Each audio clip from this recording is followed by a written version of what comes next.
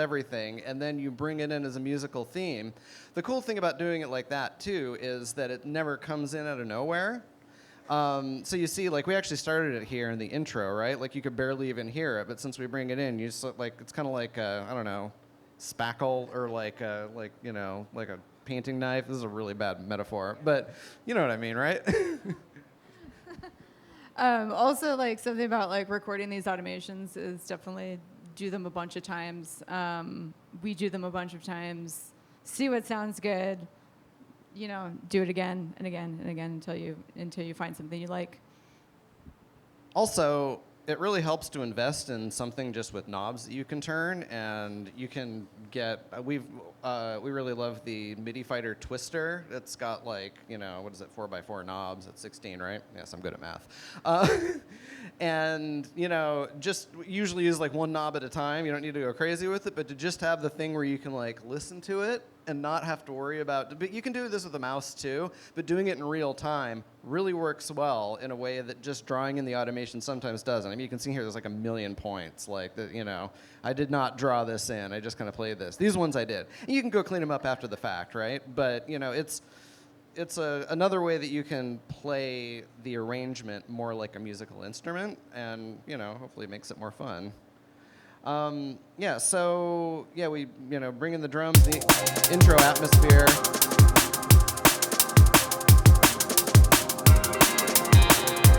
And during this time, this part's coming up. I'm going to take it way back down here so it's not super loud.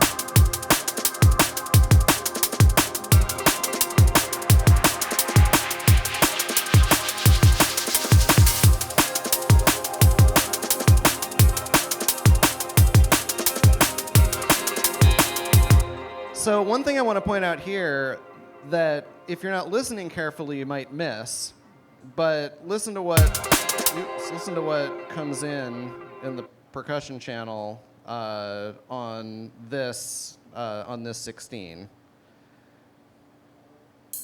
Oh, listen to those rides. One of our most consistent pieces of feedback that we try to give to people is put some goddamn rides in your tunes. And once again, like, this is genre specific. Rides sound really good in D&B. Actually, I'm going to take it back. I don't think that's genre specific. I've heard many a house tune that would benefit from some rides. And so put those rides in every 8 to 16 bars, change them up every 8 to 16 bars, make them present. They really make a difference in your tune. And one of the first things we do after we come up with our drums and our bass line is we'll go through and we'll just add a bunch of rides. And it doesn't matter what those rides are. We might change them later. We might change the arrangement later. But then you can listen through that full track of just drums, just bass, just rides. And it sounds like it's going somewhere, even if it's obviously not done. And I have it on good authority that some people might just use the same, like, 5 rides in every single tune. I don't know who exactly, but I hear people do that. I mean, they invented the 909 for a reason, right? Like, come on. Yeah. 909 rides for everyone. 808 rides are pretty good, too. 707? Yeah. It's, you know, just F with the envelope, it's fine. Yeah, so point is, that's an element that if you're listening for it, you're going to start to hear it everywhere. But most people aren't listening for it, and those kinds of things change. And we're going to point out a lot of those kinds of things that we're doing in this arrangement, where you don't know exactly what changed. All you know is that it stays interesting for some reason, and something changed. And that, I think, is why it's actually hard to get into the habit of making these changes and actually incorporating these kinds of things into your arrangements, because a lot of the time they're so baked into the stuff that you listen to that unless you, like, know, oh, everyone does this, got to do that, got to have a swoop coming up here, got to put in all these, you know, kind of like detail pieces, it's really hard to remember to even do that.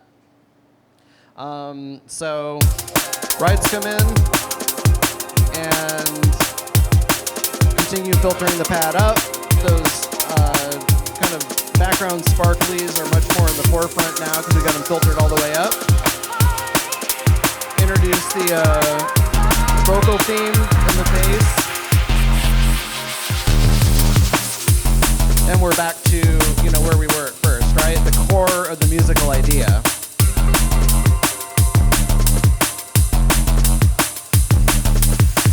Halfway through, there's another percussion layer that comes up here that if you're not looking out for it, you'd never know, but it just kind of keeps the thing moving a little bit. So here's what I was going to say about the bass line at first.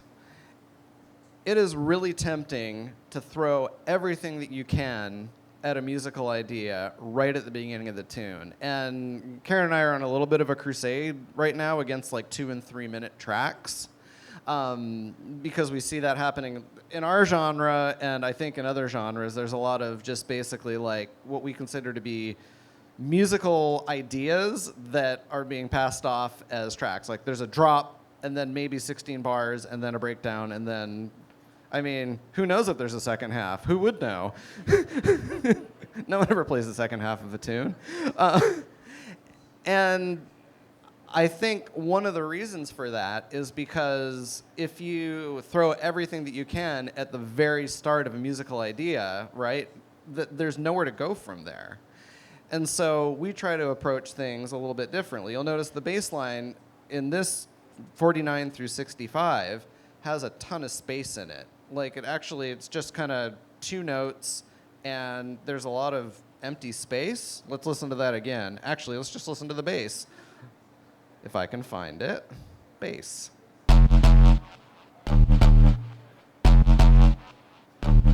It's being ducked by the kick, by the way, which is why you're hearing that kind of weird, like if I take this off.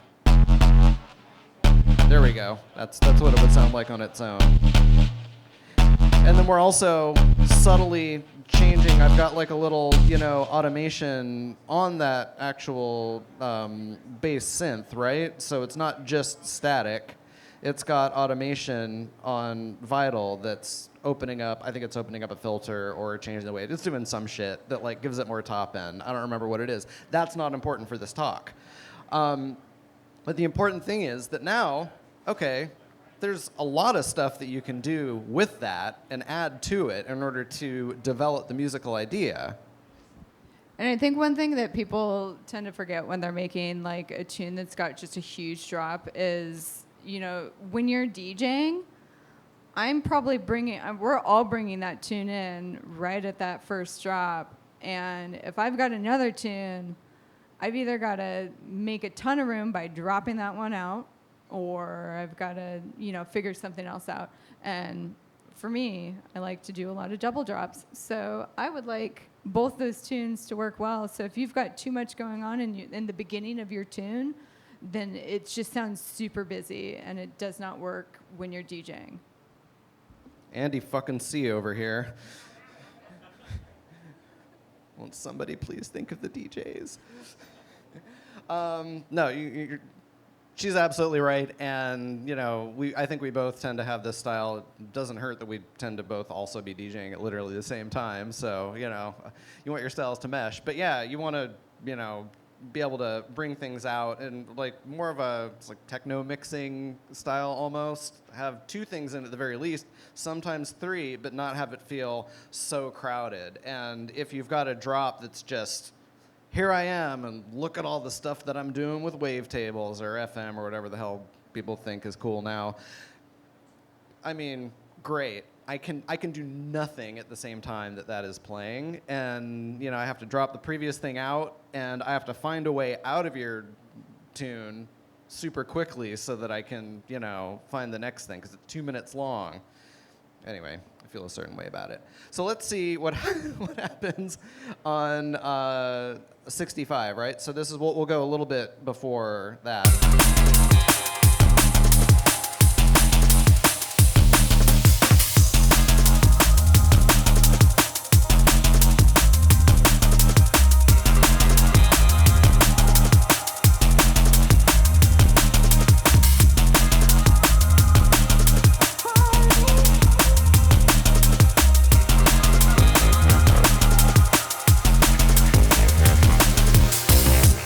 All right, so I don't want to go, I think we're probably going a little bit too slow. But yeah, well, no, because so here we took that space in the bass line and we filled it in with.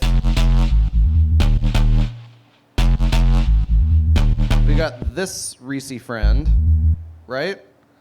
Fitting right there into the space, and it's not in all the space, right? But it's developing the musical idea in a way that, like, I mean, we might have even written this part originally in the bass line, right? But like, personally, I actually feel like it's easier to write a bass line if you if you build it out of different pieces that give space to other parts of it. Yeah, one thing we'll do actually is we'll probably have like 5 or 6 bass channels, and each of them has its own little sound. What do we have? 4 here. Yeah, and that's actually also another way to keep your tune interesting is if you're doing more than one note on your bass line, and then you can change it every 16 or every 32 or whatever, and then come the second half, move the back of the bass line to the front and switch it all up, and now your second half is just different enough from the first half to keep your second half interesting. Which would be cool if anyone ever played it. Question. Yeah. Can you solo each of your patches and make us hear them individually, and then solo them all together so we can hear them together? The bass ones? Yeah. Yeah, actually, so these are pretty fully formed. I need to figure out how to turn an exclusive solo on this thing. Yeah, so this is the main. And this is Vital going through just a shit ton of distortion, some multiband stuff. What did I do here? I didn't prepare to talk about how I actually made these sounds. It was a long time ago. And then in this section, there's 2 other things that go on, right? There's this Reese, which is, I've actually got it bounced down to audio here. It originally came out of Yuhi Diva, which if you don't have it, also go buy it. At the same time you're buying Bitwig, maybe even in the same transaction. It's really good. It's one of the best synths ever made. And then there's another kind of little joiny note friend here, which is an 808 that we just kind of like wanted to have a little articulation, right? And together, they kind of just play off each other.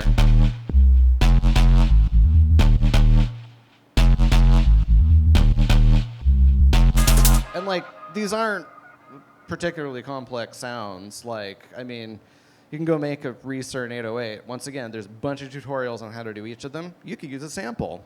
I don't even remember if I used a sample for this 808. I might have. Who cares? And there's a bunch of mids. You can go get a preset pack for Serum or Vital or whatever and have a mid that probably sounds a bit like that. Cool. Want to make one yourself? Also do that. Really, there's no wrong way to do this kind of stuff. And it is a great time to be a producer because there's other people like making that stuff available. Like, do not feel bad for using that stuff. Also, buy your presets from Splice. Did you have a question? Yeah. And the mic? Yeah, that's a good idea. Hey, are you guys putting all those different bass parts into a submix? And if so, are you applying like some sort of compression to blend them together tight? Or what do you do to make them sit right? Yes and yes. Yeah, we've got the, a submix here, which is, our bass channel. And I've actually just got this is kind of like just hitting the whole thing with a hammer. Like, no, do not peak more than negative 0.8. No. And generally before it hits the submix, I like to get the peaks, at least a little bit under control. You can use clipping. Whatever you use a good oscilloscope to show you kind of like what the shape is of those, of those waves. It'll give you like a lot better idea. Also, if you've got like drastically different volumes for those different parts that you're trying to like send into that submix, I've personally not had really good hygiene with that in the past, and it sounds like I don't shower. No, like, but Yeah, not a ton. I mean, there's nothing fancy going on with that really. It's really the sounds themselves, and a bit of EQ, bit of chorus. Like you can get really far by just distorting a sound with a bunch of sub in it and then putting some reverb on it. I mean, sounds great. Our reverb of choice for that stuff oftentimes is Valhalla Room, which is made by a developer here in Seattle by the name of Sean Costello. Also, give him your money. His plugins cost $50. They're a bargain at 4 times the price. There's also a free one. Yeah, he's got, Supermassive is free, and it's real effing good. Okay, so I'm going to move it along here and go to this next section. I'll just start like a little bit before that.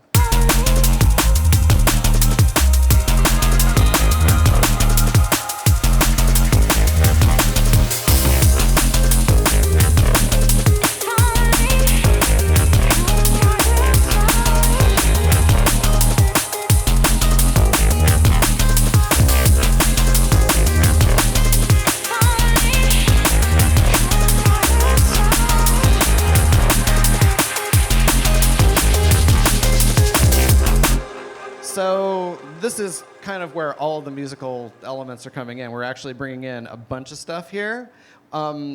It's easiest to notice the sort of atmospheric elements, right? So this, oh God, where am I even in the project?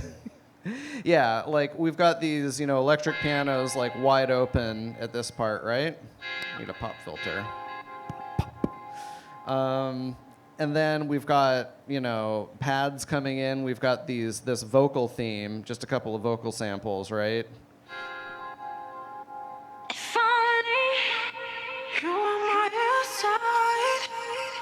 And we've also brought in this ARPy friend, which was not in there beforehand. Where did you go, ARPy friend? There he is, yeah. I gendered my ARPy friend. What the fuck? And it's a new thing. We haven't heard this thing before. It's a pretty simple sound. I think I used a preset. The preset had a knob on it. It had a macro knob for tone. And when I turned it, I was like, cool. It changes in an interesting way. And so I'm automating that throughout this whole entire part to keep it interesting. And automating it more like, this part, right? Also a little bit like under the covers, I'm bringing in, we both did this. We were bringing in this extra whistle on the bass. It's probably so quiet that no one even cares that it's in there. And then we're also bringing in this mid on top of it, right? Like, so it takes the existing bass notes that were there.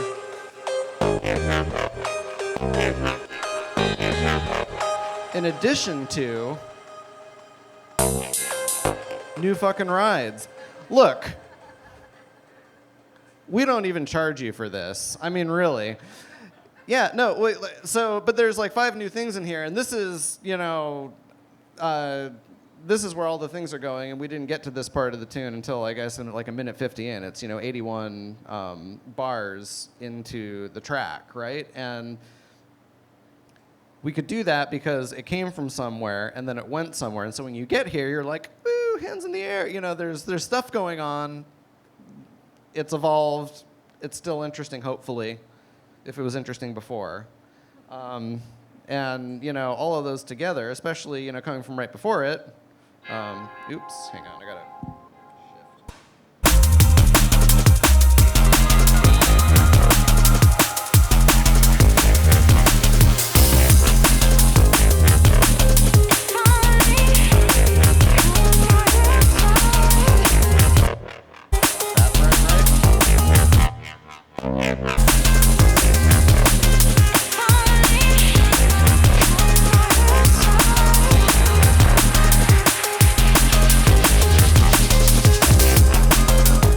And then on this part, we're not trying to get cocky. We're going to bring it in for a breakdown.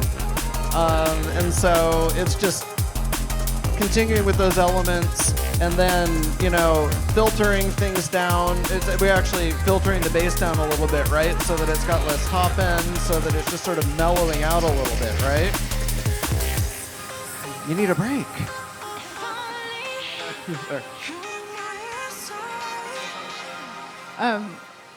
We didn't do it in this one, but one thing I did want to mention, if you're bringing in some of these new elements like arpees and stuff, you can actually bring them in just a little bit louder than you would otherwise normally, and just sort of dip them back down and then bring them back up, so that as you're introducing that new element, it really gets noticed. And otherwise, you know, sometimes it sneaks in and it comes up, and then suddenly it seems like a surprise, even though it's been there the whole time. But if you just make it loud and then duck it a little, and it doesn't need to be super loud, but just enough so that you notice that it's coming in. I also want to point out, fun fact, this vocal was also used in an MJ Cole tune. So we know MJ Cole also uses splice. And pays our mortgage. So Sorry, guys, squeeze one in because you said vocal. Yeah. I heard there's like a bit of a rhythmic element to it. Do you have an LFO doing anything there, or is that your side chain that you were using to duck the bass out? on the Art Friend. Hey, no, on the vocal. Oh, sample. yeah. So what you're probably hearing is, so we've got one of our things that we've just got in our template is a bus for all of, like, we promised I wouldn't go vertical here, but I'm going to do it for just a second. We've got drums and we've got everything else, right? So on instruments, usually what we do is we've got a ducking plugin. We like to use Laser from Sweet Sonics, but there's like a million different ways that you can do this, right? Yeah, Laser's real cool. It makes quick work of a lot of this. Yeah. But yeah, so if we just, you know, solo the instruments, that's going to be ducking every time the snare hits. And I can, you know, and one of the reasons you're hearing that is because, you know, it's most aggressively done in the place where the snare actually happens. You can actually get away, so a little tiny like diversion there. Like you've got different envelopes here for low, mid, and high. And so you can kind of tailor the ducking that you're doing to where that drum hit spends the most time. So for instance, like a kick is a really quick pitch drop. So you can get away with not ducking the low end, not ducking the high end of a kick for the whole entire time the kick is going, because most of the time it's just sub. But also, like the very beginning of a snare has a whole lot of energy in it. A lot of times it's got, like, you know, the punchy fundamental as well as just like a lot of noise. And so it's most important for clarity of the sound to duck aggressively at the very beginning of the snare. But if you, in the low and mid, if you duck it for a long time, then you're going to start to hear that pumping, and it's going to, but our goal anyway is to make this sound as transparent as possible. So like when we solo it, you're like, the crap is going on, and you have an LFO on your, on your vocal. But when it's all together, since the snare is just like, punching you in the face the whole entire time, like you can't hear its effect on that. And that's one of the ways that, like, that we approach that. I think we have another question back here. Yeah. You keep saying the word ARPy or ARP friend. Do you mean arpeggio by that, or do you mean something more in context? I'm not Look, quite man, you can understanding. say arpeggio if you want. I just, if that's what you meant, that's cool. I just thought it Yeah, meant yeah, something sorry. more in the context of what you're talking about. Yes. You know how, like, people spend enough time together and they just inadvertently come up with their own language for things that there are already words for? Right. So yes, arpeggio. So yeah, arpeggios. Yeah. Or ARPs. I mean, come on. Like, that's what they are in every synth, right? Arpy. I mean, it's a whole ass synth brand. Okay, so yeah, let's listen to the end of the breakdown and then the second drop real quick. How are we doing on time, by the way? 15 minutes left? Yeah. Holy crap. Sweet. And you thought you wouldn't have enough content.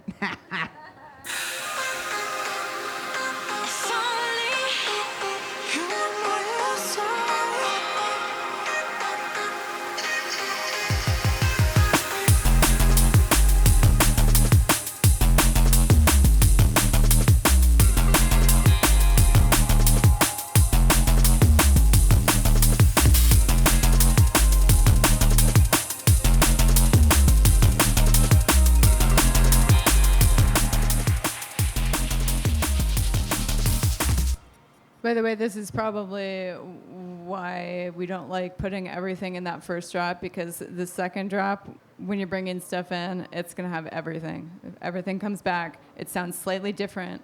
So that's where our emphasis tends to go, rather than that first drop. And that's just us. Not everybody does it that way, obviously. Yeah. Also, we have a Twitch question, if you would like to answer.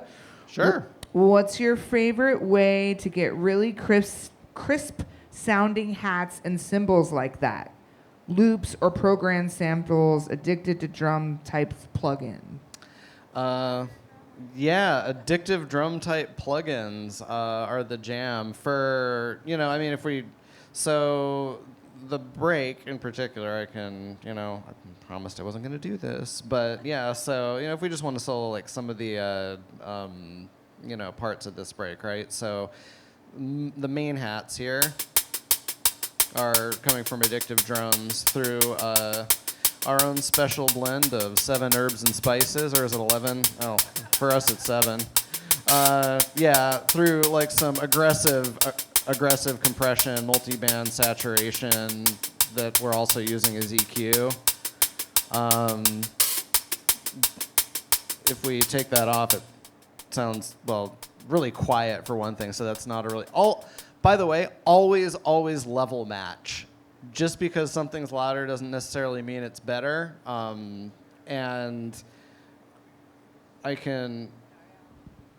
He's going to level match. But by the way, if people are not using AB, like metric AB, go get it. It's not very expensive. And AB your tunes, level match them, and AB them, because it can really make a difference, especially if you're in a room where your stuff sounds different. You can compare to somebody whose mix downs you like, try to find a bunch of tunes where you're like, oh, I really like this mix down. This is kind of a similar style vibe that I'm going for, and compare and go back and forth.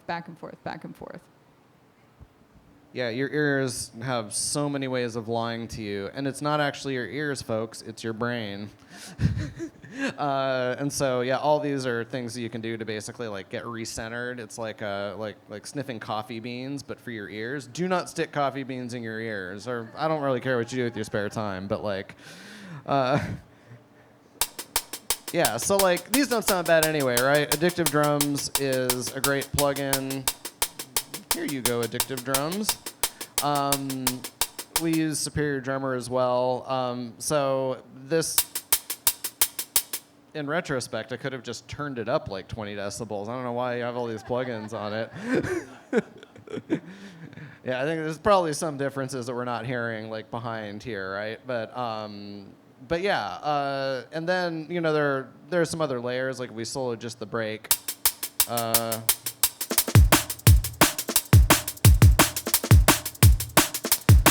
So some of the things going on there, like, little shaker on the 16,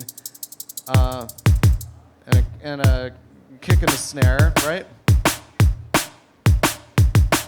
But like, and then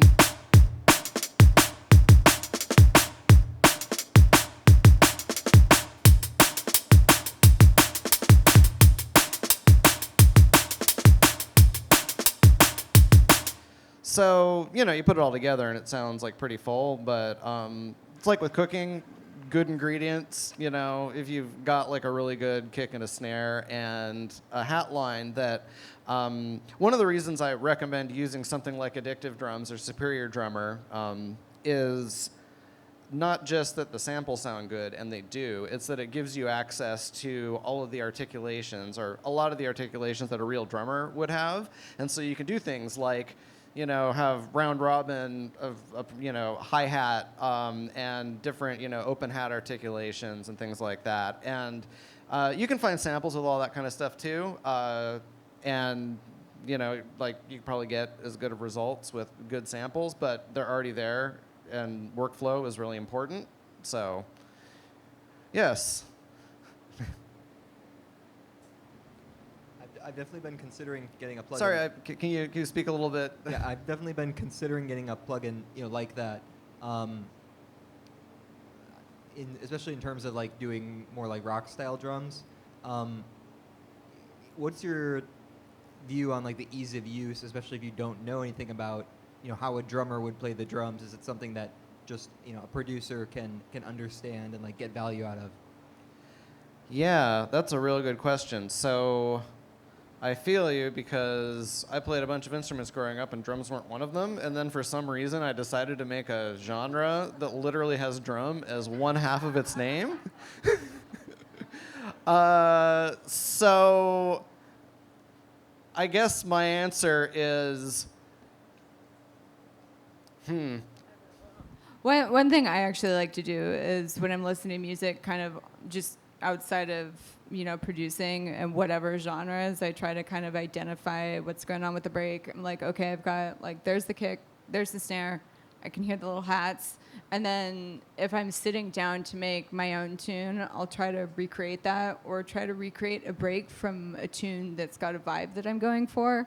And I don't always nail it, but I find that's really helpful, and it's a good little mental exercise to get used to doing that and figure out how to do it by yourself.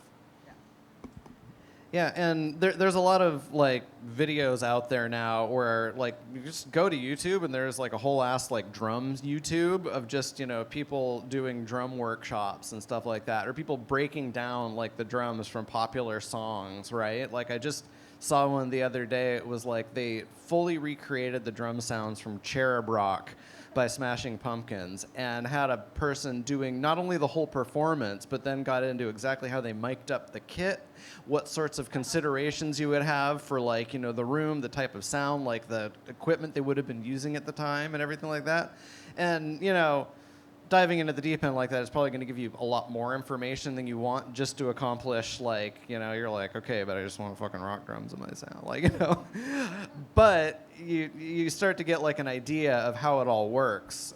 Honestly, go take a drum lesson at Seattle Drum School or something like that, and hit some drums.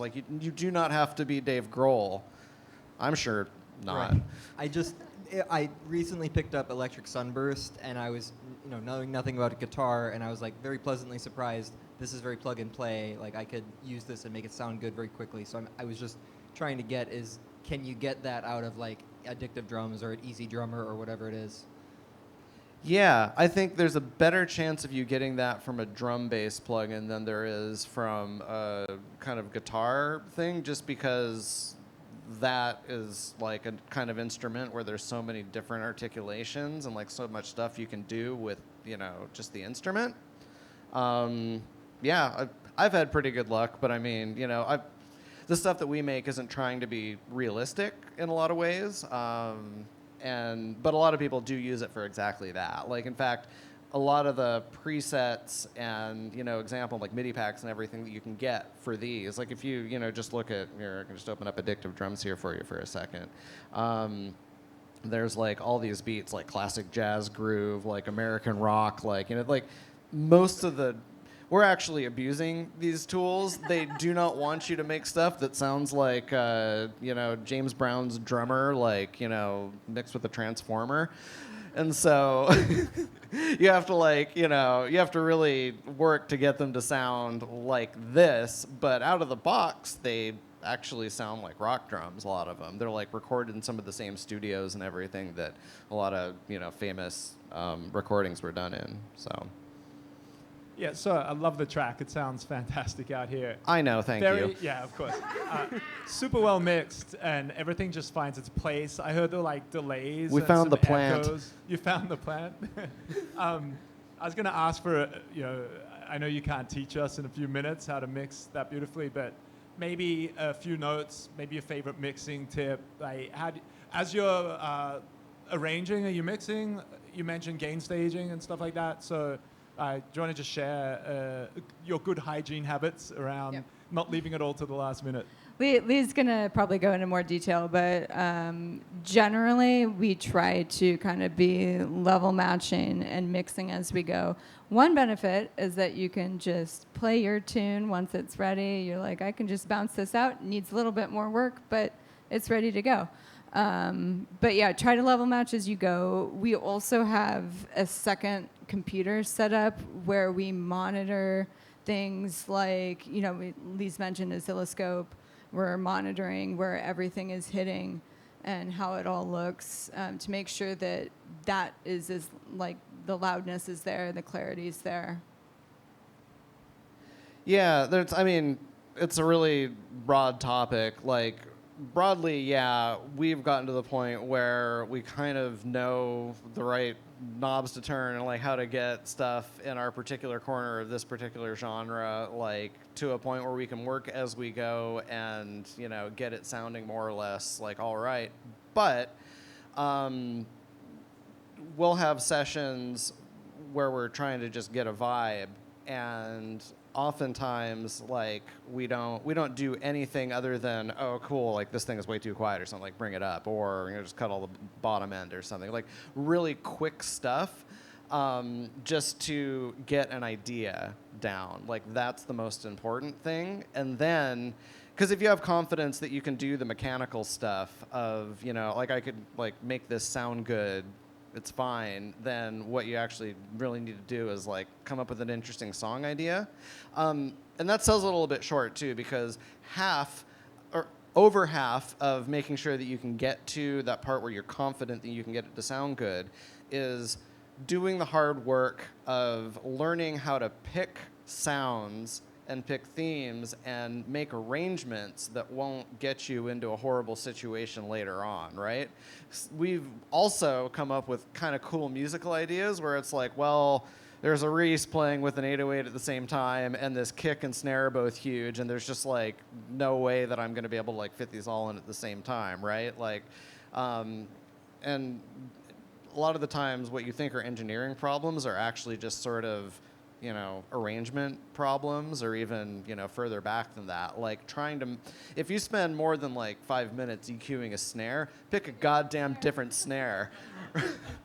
And like there's an embarrassment of riches of snare samples out there these days. Gone are the times when you had to, look on shady parts of the internet for a CD that someone ripped, like, from an Akai sampler or something right like that, right? Like, just find a snare that you like. If you've used one in your last tune and you want to use that too, I won't tell anyone.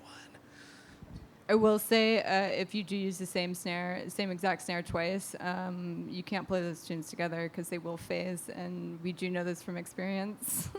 So, pick one snare you like, and then layer another snare in there, and just switch that out. Yeah, and we've actually got like a kind of like snare preset that we use. We've like synthed a snare that's got like all the parts, and so we can kind of like turn knobs. And there's a bunch of tutorials on how to do this kind of thing. I didn't bring like show notes or anything like that, but I can compile some of the stuff. Like Virtual Riot, I think, has a tutorial about. That's like why there are tons of things where if you're like, how do I make this particular part of the thing? How do I make a snare? How do I synth the kick? How do I, like gain stage a drum and bass track in order to get it sounding like playable? There are a ton of materials out there that can get you with 80% in the ballpark, and the rest of it's fun part. All right. I think we're almost out of time here. So I have a non-production question. How did y'all get big outside of Seattle and break into like UK labels, which are notoriously like American producer phobic?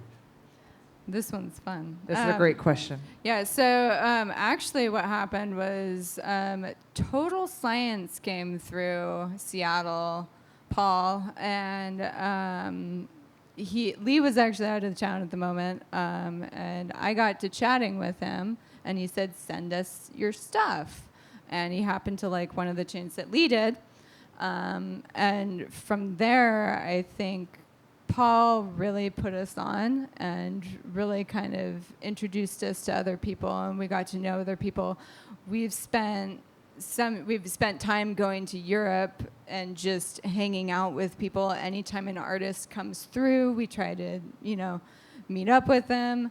And it's just a lot of networking and a lot of saying hi, a lot of proving you're not a weirdo. And then you send them your tunes, and hopefully they remember you.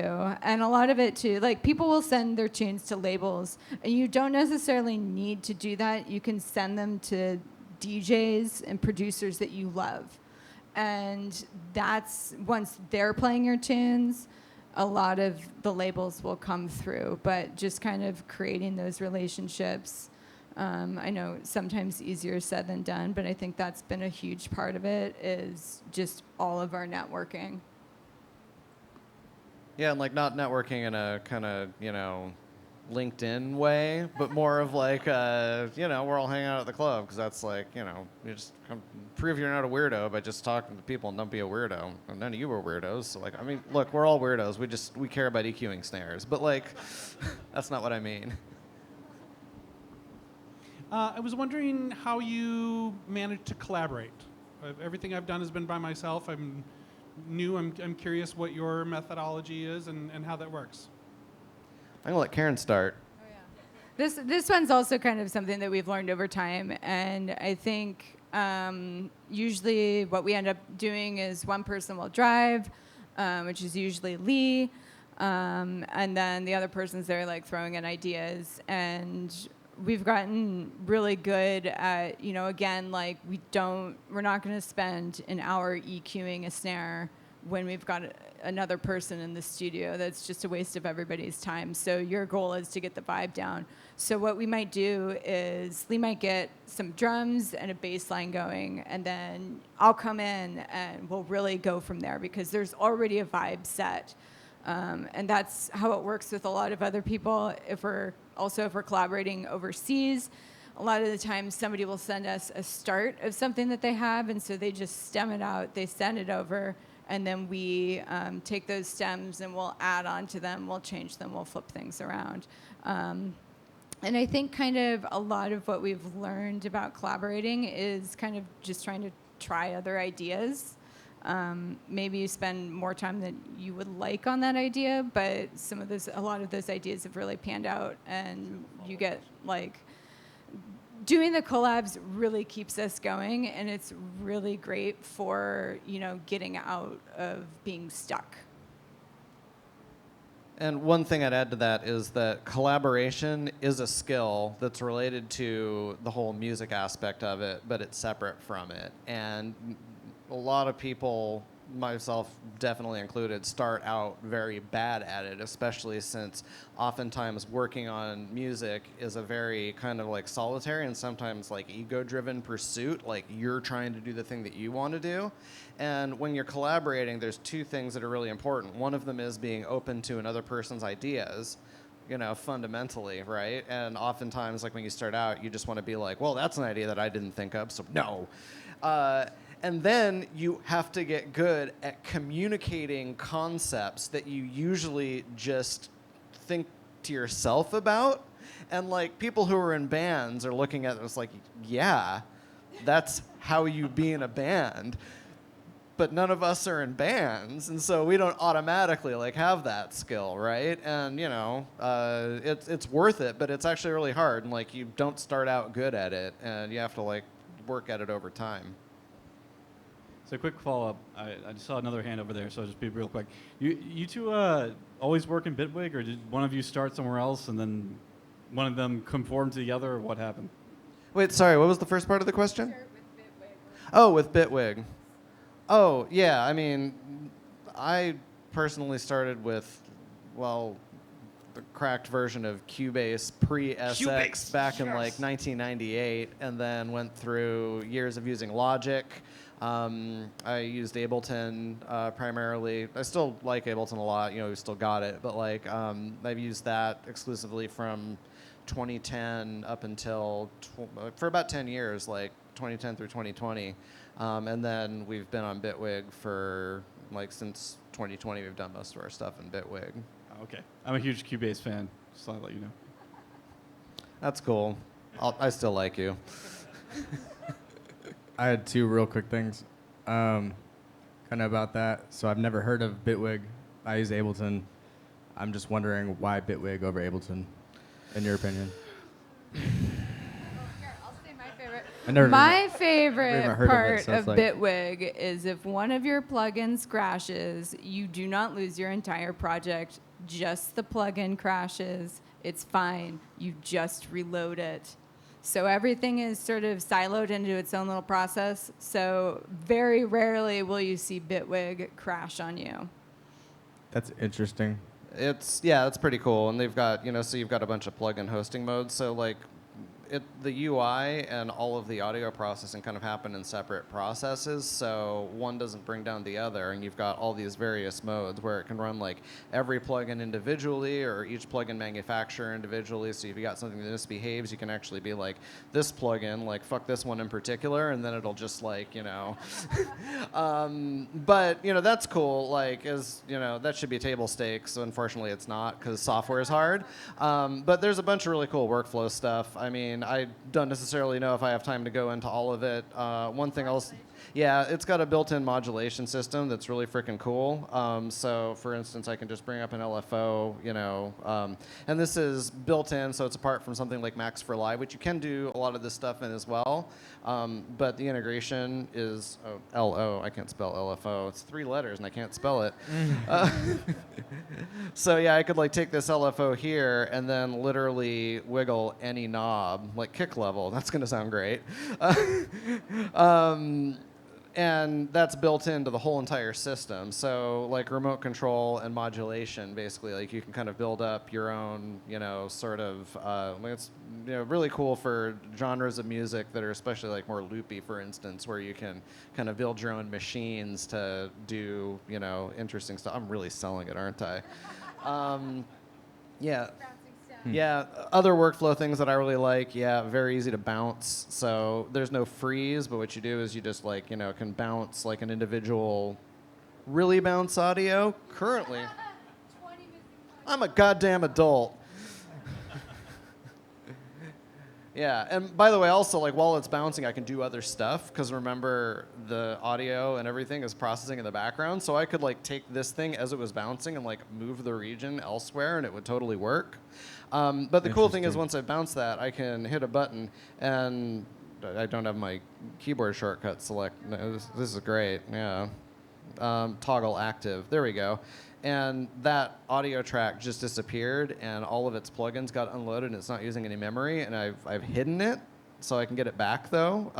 But the stuff that we do is really fiddly, and we do a lot of, like, getting a big sound going, and then we just want to, like, take that, work with the audio or work with regions of the audio, and then be able to get back to what we were doing, and that workflow is just super effing quick. So you're isolating a lot of computer usage at a time individually. Yeah, And it's part of the see, workflow, so like you don't need to feel like, or like freeze the whole entire track and then wait for that to happen, and then like, Right. Pull the parts out that you It's want faster. and stuff like that, and there's a bunch of stuff, man. It's good. You I should can check see it how out. that's faster, potentially, yeah, for Yeah. sure. The other question, real quick, was you said you're steering most of the time, and then, she's advising. Is there times where it changes circumstantially for like maybe a different genre or like a different project or something? Yeah, and I mean, that was like some path dependence where it was like I was the one that like, was originally got good at like driving on the Dawn, so it just like made more sense to do it that way. Karen can drive now too. She's done a whole, like solo EP and a bunch of other like collabs with other people at this point, and so, it's just. He's quicker and he's still better. he's the better engineer. Interesting. I'm the weirdo who EQs snares. I got you. All right, one more question. All right, so admittingly, like, I've seen 60-second tracks, so my standards have been shaped by seeing those. You poor Now, bastard. What the 60 seconds? It's cool, they're house tracks, but Okay, well, I'll allow it. so like, but How do they do really, previews of those on Beatport? Like, aren't the previews actually longer than the track? though, might as well just loop it for 5 minutes. bro. Seriously. But the reason why I point this out is because, like, I tend to lean towards 2 to 3 minute songs because my attention span as a DJ, I just imagine that my audience gets bored as hell after like 4 minutes. So my question to you is, what is your ideal track length? Sorry, what was the end of the question? Yeah. Yeah. What was the end of the question? What was my idea of what? Track length? Ideal length. track Yeah, length. so we usually shoot for anywhere between 4 minutes and 6 minutes. Seems to be like a good sweet spot. And personally, like when I'm DJing and when I'm DJing now, it is the same. Like I'm not gonna let one track play for 4 minutes, but I may mix a track from beginning to end, and I'll probably mix 2 or 3 other tracks on top of that at the same time. And having that extra time to make a decision about, do I want to play this track for 2 minutes or do I want to play this track for 5 minutes, is huge DJ-wise. It allows me to go to a bunch of different places. I can switch it up on the fly if I need to, if something goes wrong, if I need to find another track and it's not ready. I've got that extra time. But yeah, a lot of the times right now we've got 3 tunes up in the mix and we're letting one play beginning to end. It's super common for us right now. So add in an extra deck. Yeah, but also, yeah, like, you know, if tune's 5 minutes, 15 seconds, we're not playing it from start to finish, right? Like, so there's the meat of that tune, and maybe there's, you know, like 64, like 70, now I need to do math and like multiply 16s, but you know, there's like 3 or 4 sections in there where you're actually going to have that as sort of the main thing, right?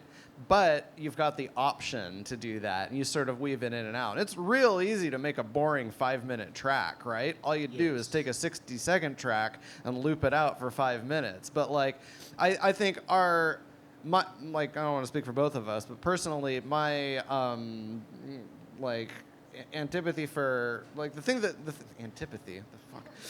the thing that makes me mad about super short tracks isn't that they're short, it's that they're short because they don't go anywhere. They don't take a musical idea and try to develop it. And I think that trying to do that is important, and that you have something to say. Not always. Punk is also a thing, and you know, but like if you have something to say, then it should be worth like sometimes developing that idea. Not everything needs to be an epic poem, but not everything needs to be a haiku.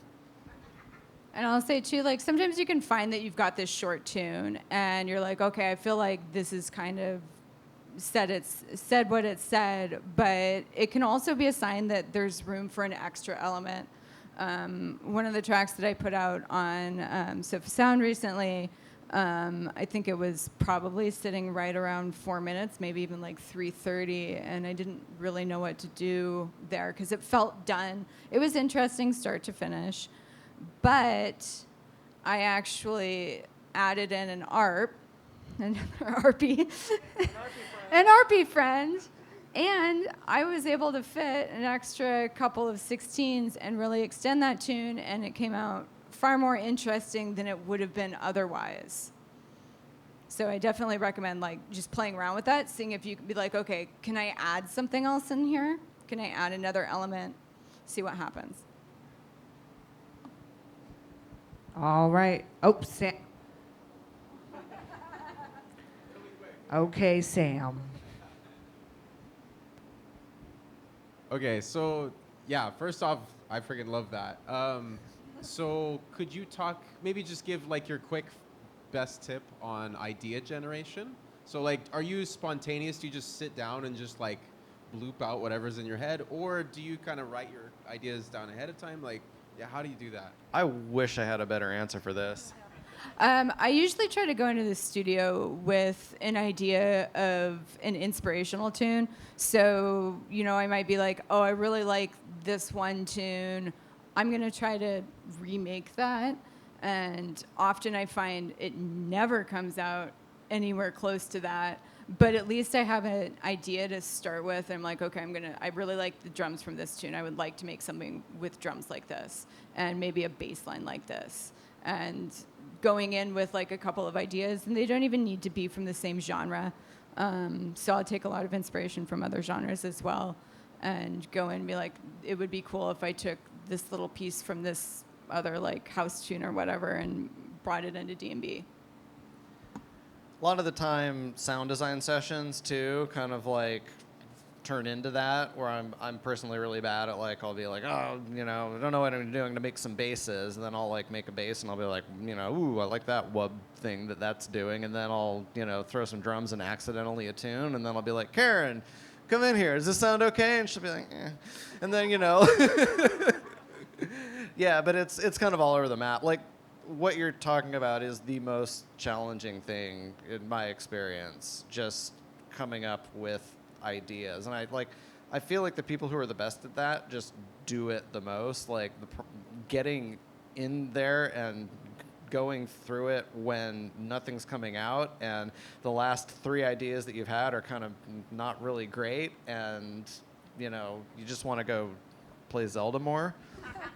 One really great tip that we got from our friend Submotive from Ulterior Motive was he said one good exercise for people to do is you spend a month making music, you do 1 tune a day.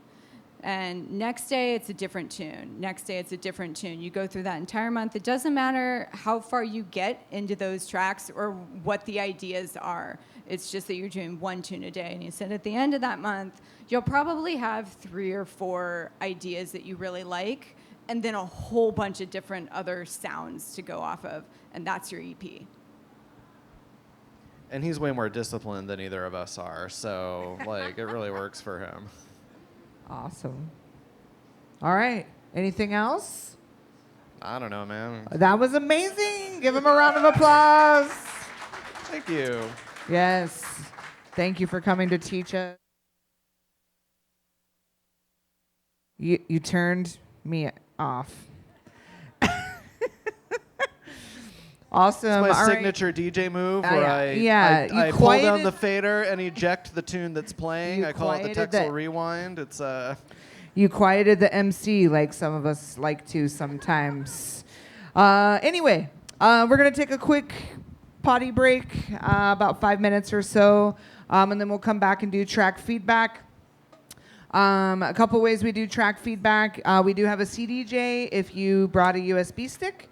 Or we also have a auxiliary cord if you have a phone or a laptop. If you have an iPhone, we may need to locate a dongle. Usually John has the dongle. Oh, Dave's got a dongle. All right. you don't need to hear Break. Dave's dongle. Dave, will you hit play on the sound system?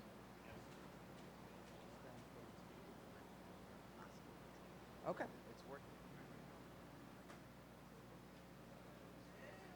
Gotcha. We got through like 75% of it before people started asking like how to EQ drums.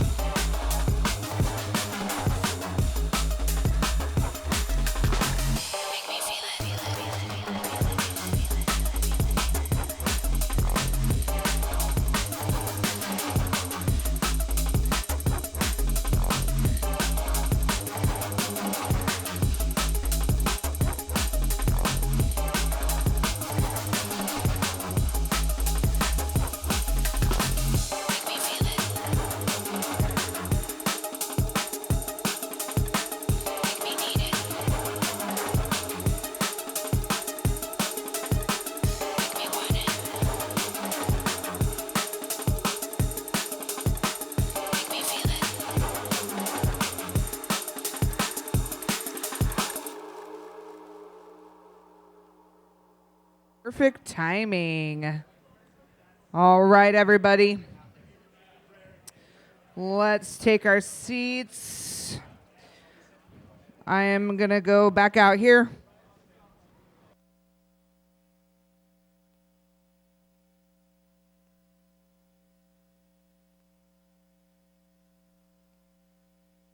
All right, all right, all right.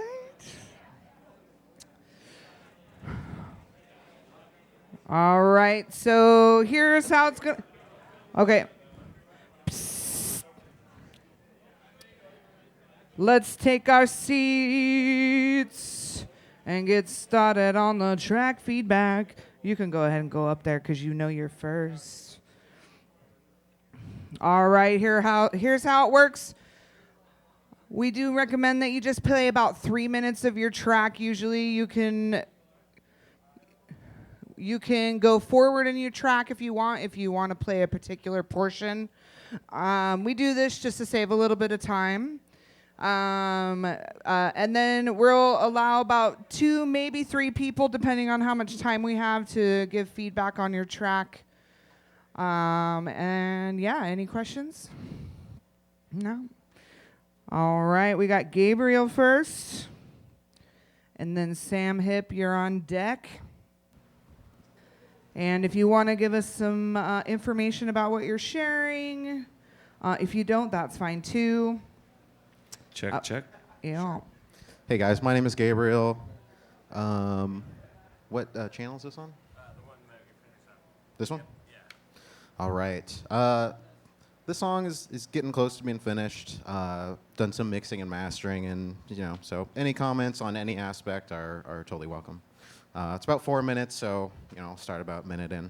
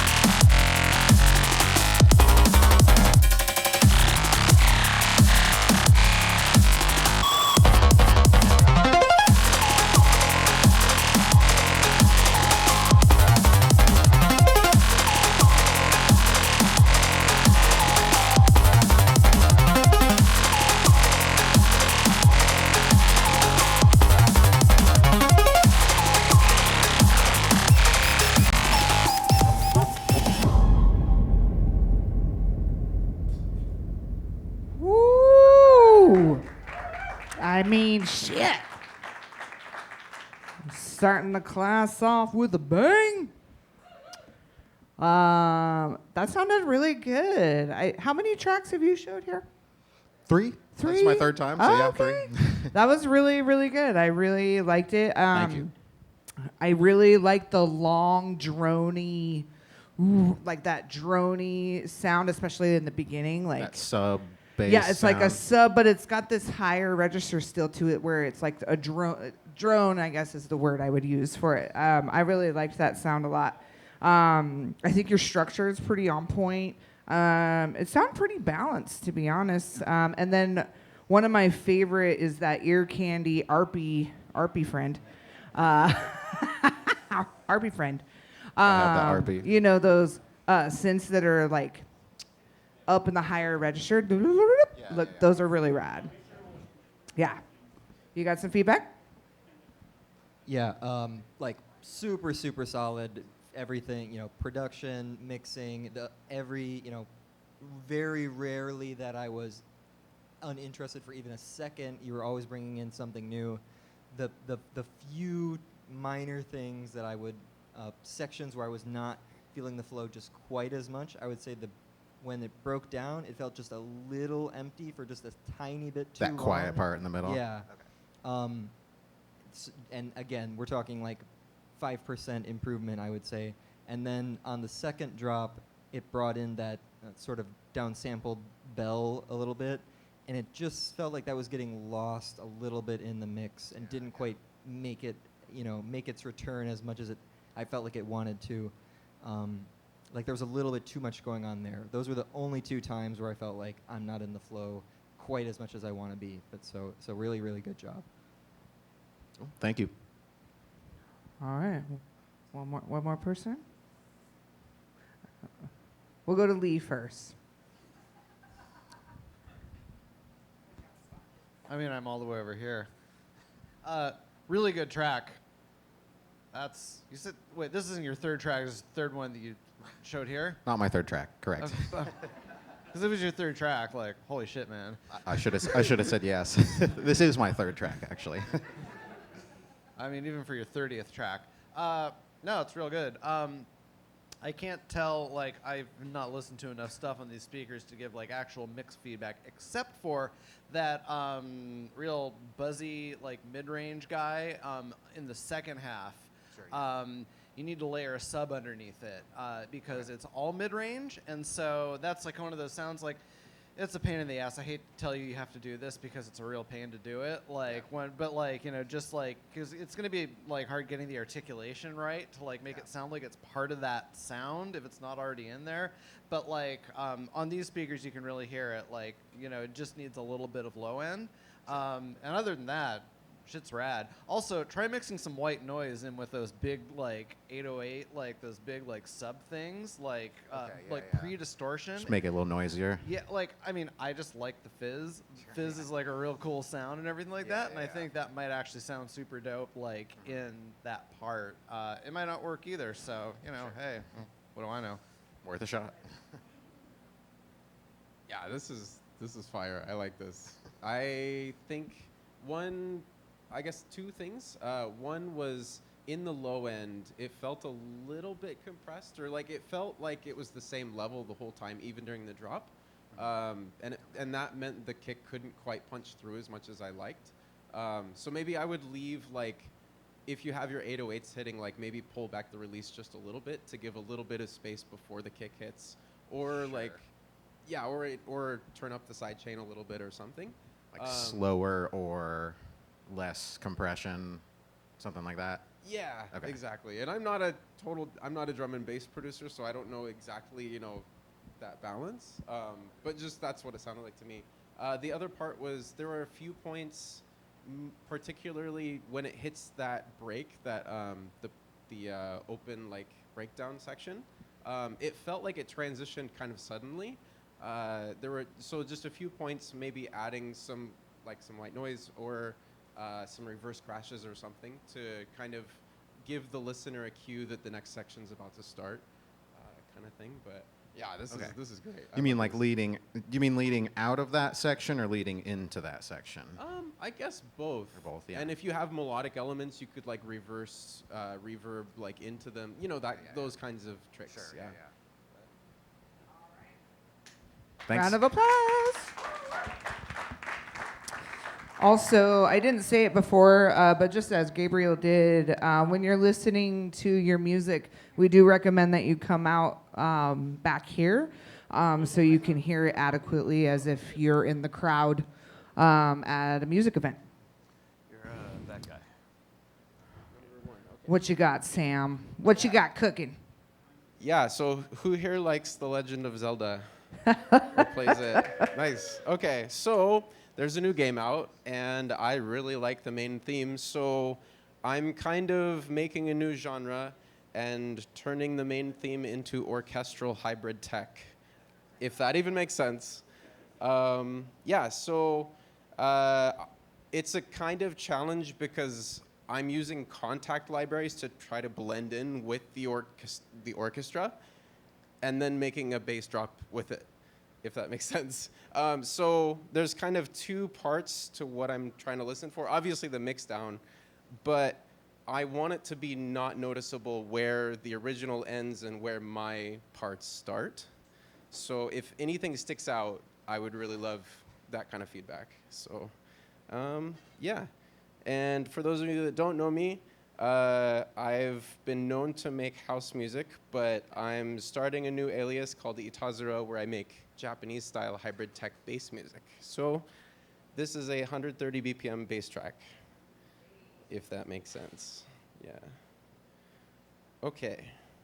And I'll just start it. The first like 30 seconds is the original, and then from 30 seconds in, it starts being kind of my part too. So.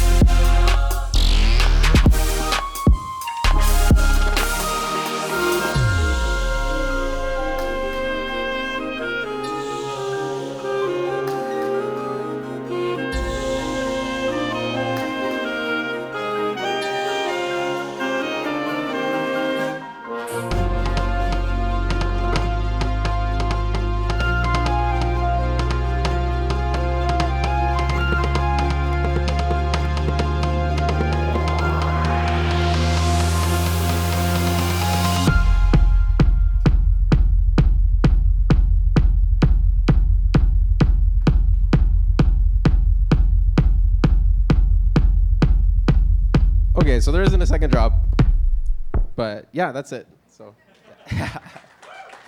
Woo! yeah. Well, wasn't that unique as fuck? Yeah, no, there was this string that came in right in the very, very beginning that was a little bit ear piercing. But I love I love your genre bending. I've always loved your genre bending between like bass and house and techno. Like you have a really good way of blending those and finding good ways to transition them between in the middle of the track, which I really, really appreciate as an artist for you, just in general. Just to let you know. There was a long roll right before the drop went in. I wish it was just a little longer, just like that, boom, and then it drops. It felt just a little bit short. Otherwise, like, I've never heard this genre before, so I'm very like the highs and the instrumentation and like it's just super unique, and I find it very intriguing. Yeah. I'm just kind of making it up as I go. Of course you are. That's what we do as artists. All right, who's got some feedback? No feedback. Would like to do a more straight ahead house remix of this, if you're down to collab. The remix of the remix of the. Absolutely, yeah. Excellent job, man. So you said there wasn't a second drop. Are you planning to make a second drop? Not yet. So this is what I have in my mind, because this is like, I literally rendered this like 15 minutes before I came here. Oh, sure. Like building that up, having a techno, probably 8, maybe 16 if we want to bring in some ridey boys and some other things. RB boys, yeah. And but then going into the halftime again, and then maybe finishing out with the breakbeat. I'm thinking, just like, because I'm thinking like live, what would rhythmically like make people go, oh shit, what's that? Like, right. I kind of want that, like, I don't know, continuing to subvert people's expectations, I guess. I don't know. Yeah, well, you're definitely getting, like, you're definitely subverting my expectations, I'll tell you that. But I was curious because, like, it sounded like you were at a point, like, towards the middle where you were actually starting to make some sort of, like, beat with, like, you could tell there was, like, a bass, like, idea forming there. And I wasn't sure if you were going to, like, kind of expand on that on the second drop or whatever you were going to do, or... Yeah, so this is like kind of putting you on the spot, but like, do you think having the first drop be just halftime and then later on just bringing in a full-time breakbeat section would be better? What do you think? Yeah, I mean, so it's funny because I actually decided to do a drum and bass track this time around, and what I did was I actually did it mostly at 172 or whatever, and then I did like a halftime section in the middle of it. So like it's totally like whatever you feel is appropriate, right? But I think at the same time, if you want to start with halftime and just kind of see where it goes, like, I don't know. I'd be curious to hear either way, right? Yeah, makes sense. Yeah. Good stuff, man. Yeah, thank you.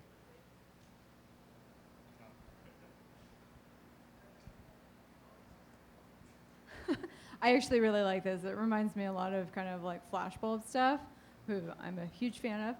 I would say I would love to see a little bit more of your stuff in that intro, and it doesn't need to be a lot, but just a little. And I'm with Mindy, that sort of bass drop sound, definitely make it a little bit longer, and I feel like it needs a bit more of like, I would love to hear kind of just like a punchier kick, because it's got a lot of these little drums in it, and they're super interesting, they're really awesome. But I want like at least like on the one, just a big punch in the chest. I also really like it. 2 things. Number 1, you have to call it Ultra Hand. Yes, okay, that's happening. Yes. Okay. And 2, you gotta find one of those samples, a link going, ha! And you have to do that on the 1 as an edit, where he's like, ha! And then it like goes into like a kick or something like that with no other notes, like other than that, everyone. So I don't want to spoil anything, but I have like all of the sounds ripped from the Super Smash Bros. Melee from the GameCube. So that we'll see where that goes. Nerd alert. I think everything was super spot on. There was a couple, like their pad sounds that were like, vroom. They had like a filter on them. They're like open and close, like real quick. It was like happening not fast enough or too fast or something. I feel like made the timing ever so slightly like I don't know, I would like go back through each of those pad hits that got the filter that's like open to close or whatever, and like look at the BPM and make sure that they're all matchy or something. I feel like maybe they're not. I don't know. I could be tripping though. I don't know. Way to investigate. All right, round of applause, Sam. I'm pretty sure Luke is next, I do believe. Yes. Luke, and then Blaze, you're after. Oh, yeah, you can just eject that guy.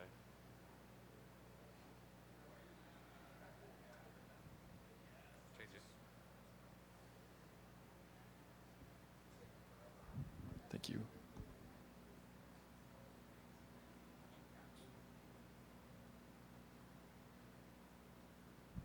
Howdy.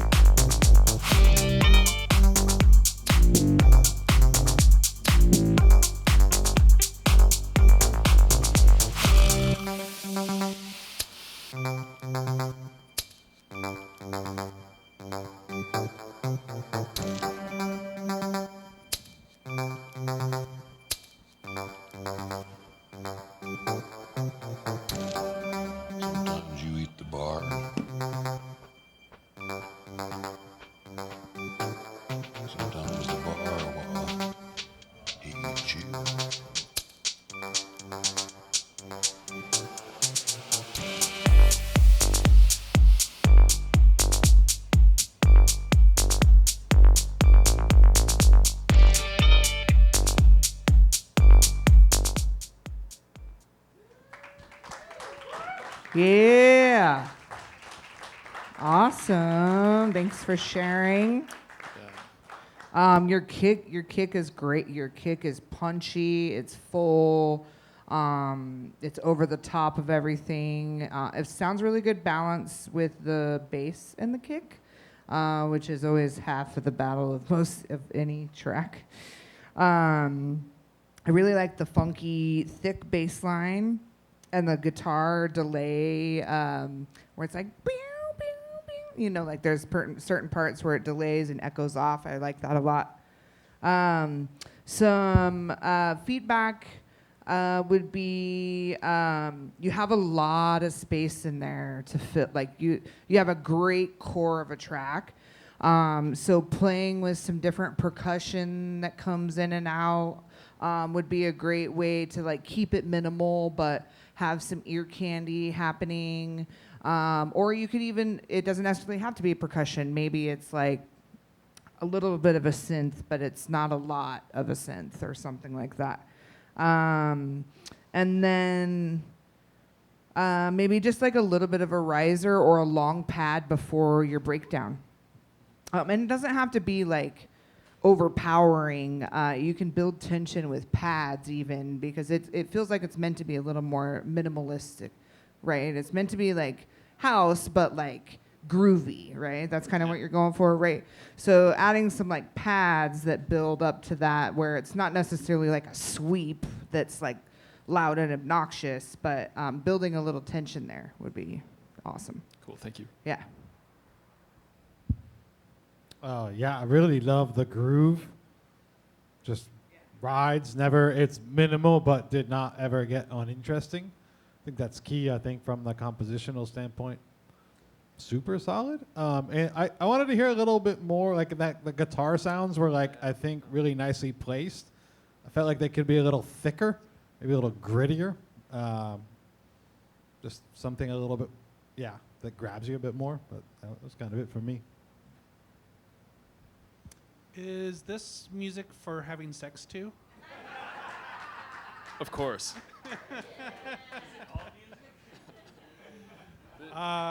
Boy, lean into that, right? This track is called The Groove Wrangler. It's about when you see a groove on the dance floor and Right. want to catch it. Yeah, that's great. One thing I would play with, and I don't know if this would be a good idea or not, but playing with it, I think I'm hearing a lot from other people that the little bit of guitar that comes in and out, it sounds fascinating.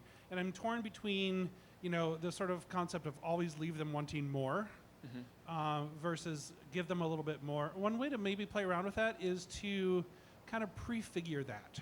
So do quite early on in the track, just like a very faint, maybe filtered version of it off to like one side or something like that, that makes people go, oh, there's something coming, so that when it does come, they're like, oh yeah, that's what I was expecting.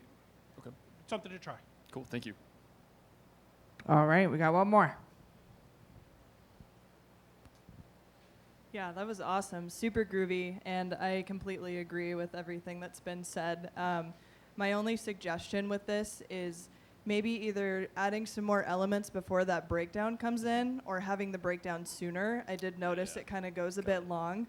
And actually, you totally added what I was going to say with the guitar sound. I love that. That was my favorite part of the whole thing. The kick was amazing, and the guitar sound was one of those like little ear candy elements.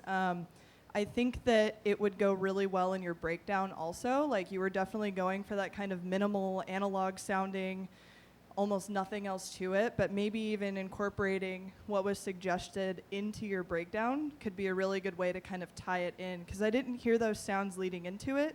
So maybe just having an element from the beginning part of your track to sort of tie it all together would make it sound really nice. Cool, thank you. All right, round of applause for Luke. Great work. All right, Blaze. What you gonna set the fire today, Blaze? The motherfucking stage, Blaze. And then on deck, we got Julian and Hannah. All right. Hello, everybody. My name is Blaze Brooks. I go by Bad Ways. I'm dropping an EP this Friday on Bandcamp and on everything. Should be on like Spotify, iTunes, anything you can think of. I'm gonna try and decide which one of the 3 tracks to play. Let's see here. I also got these pins that I just made, and yeah, the pre-orders are live for my EP and for the pins. Where is the album though? Let's see. There we go. I am going to play this one. So this is actually a remix of the Cha Cha Slide. And it's rhythm dubstep. Like, it's dubstep with like some rhythm influence, and then the second drop's kind of tear out influence. And yeah, it's the whole EP was mixed and mastered by Dylan from Dot Dot. I don't know if you know who that is, but they're really up and coming experimental bass producers, DJs. All right, so here we go.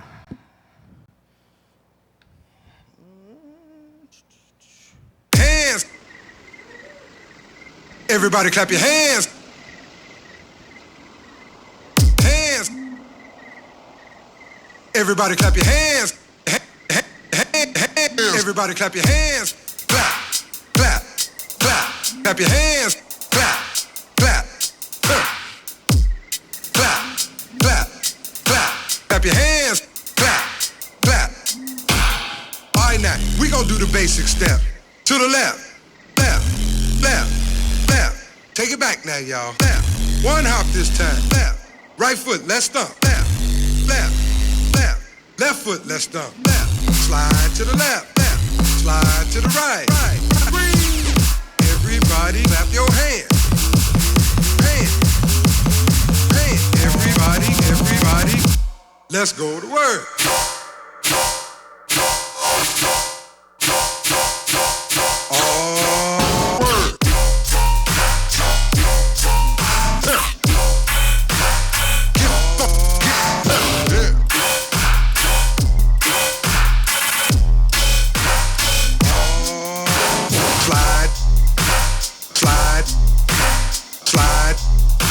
Turn it out.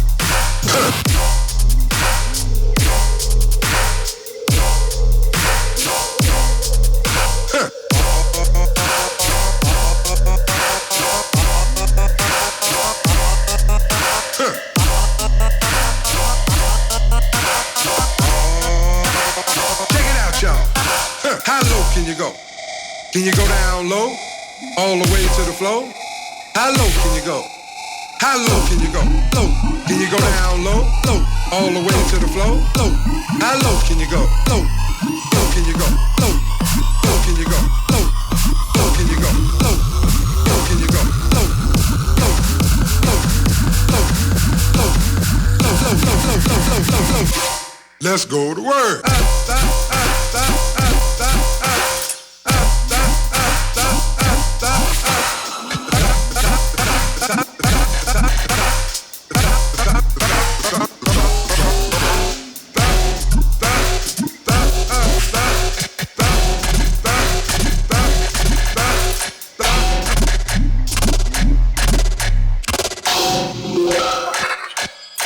Never stop. Oh yeah. Got our headbang on that one. Great. So yeah, that's Slide. That's one of the tracks on my new EP that's dropping Friday. Nice. I really like the use of the vocal. And yeah, your builds were great. I don't know a lot about this style of music, so I'm not going to necessarily give you any feedback. But I was banging my head, which is the whole point, I Fair feel enough. like. Yes. Yeah, no. All right, here, John. Hey, man. So I really like the choice of, like, trying to get this particular song into, like, a rhythm style. It's hilarious. I love it. Thank you. I guess what I was going to say is, like, I think the first thing that I noticed is that the snare seems to get kind of lost in the mix. And I'm not sure if it's just like, you need to just push up the volume or what, but I think it's also kind of getting buried under some of the low mids as well. And so if you want to kind of carve out a little bit more space for the snare, I think that would help a lot. The other big thing, just as a creative thing, maybe like with, I guess in general, I think the vocal, or not the vocal, the talking sample, right? Like do the cha-cha, whatever, right? If you could make that a little bit more wet, like I think if you could either just like do some filtering, whatever, but I think even just like reverb and delays and automating the reverb on that would be amazing in my mind. But yeah, obviously it's your track, so, but it's great stuff. I really like it. Thank y'all. Appreciate you. Anybody else? Anything else? Great track. I love all the sound design. Obviously, Cha Cha Slide is just a hilarious song to remix, so you can't go wrong with there. And your drops are really good. The one thing that I would have liked to hear more of is of one way to make it more impactful when you get to that drop. It's a very loud style. We can all throw a limiter and make stuff as loud as possible. So the only way to make something sound really, really loud and big is to compare it to something smaller and quieter. So I would love to hear, your build-ups shrink a little bit so that you can blow it up more as soon as that drop hits, and we can hear that sort of increase, that jump right as that drop hits. I think it would make it just, hit a lot harder. Some more contrast. Less heavy in the build. Yeah. A more big reveal at the drop. I can feel it. Yeah. All right, round of applause for Blaze. Cha-cha step. You heard it here first. And congrats on the release. All right, we got Julian and Hannah. Thank you. They're gonna. Hey guys, talk Hannah's to gonna us. kick this off while I plug in. Okay. Hey guys, so yeah, I'm Hannah, and so I'm singing on this track and wrote the lyrics, and Julian is the music man over here, so he'll speak to you guys. So here's the talent. This is Hannah's first SEMPA. This is gonna be a little bit different, probably because it's not loading. Let's have another go at getting that in there. It's a bit more of a commercial flavor, a bit more of an ABAB style. Like, do you want to have a crack at that? It should be doing it. Okay, let's give it some time. Sweet. That will help. Cool. So we're kind of at the point, it's just over 3 minutes long right now. And we are, let's see. Can I see the, oh yes, perfect. Cool. Yeah. All right, we're ready to go. And this is two verses, two choruses, and then there's we're up to the breakdown and outro. So that's sort of where we're gonna end. And yeah, I think that's it. We'll kick it off. We used to be best friends. Here we go. I think it's still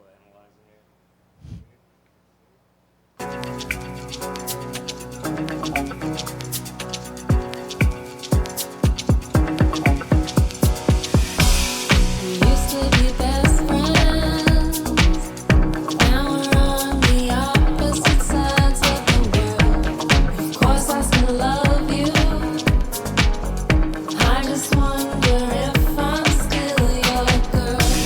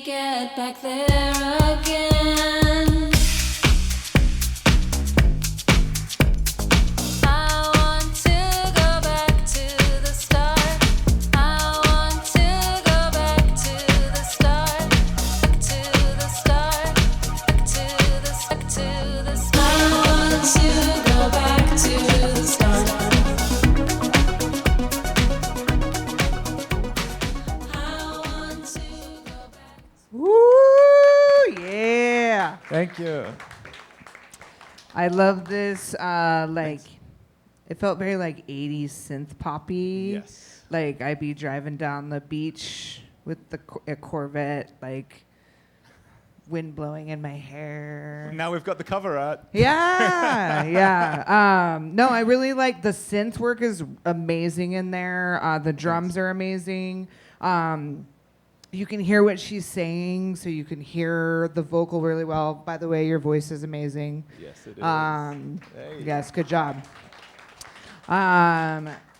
The only feedback I had really was it just needs more low end. It just needs a little more oomph up underneath because you can hear all the brightness. It's very bright. I'm not saying like blow out the bass or anything. That's not that type of track that it is. But it is it has a house beat though, so it's like just a little more low end on your kick, or maybe it's there and you just need to open up your EQ a little more or something and pump that up into the mix a little more. Sounds right. Yeah.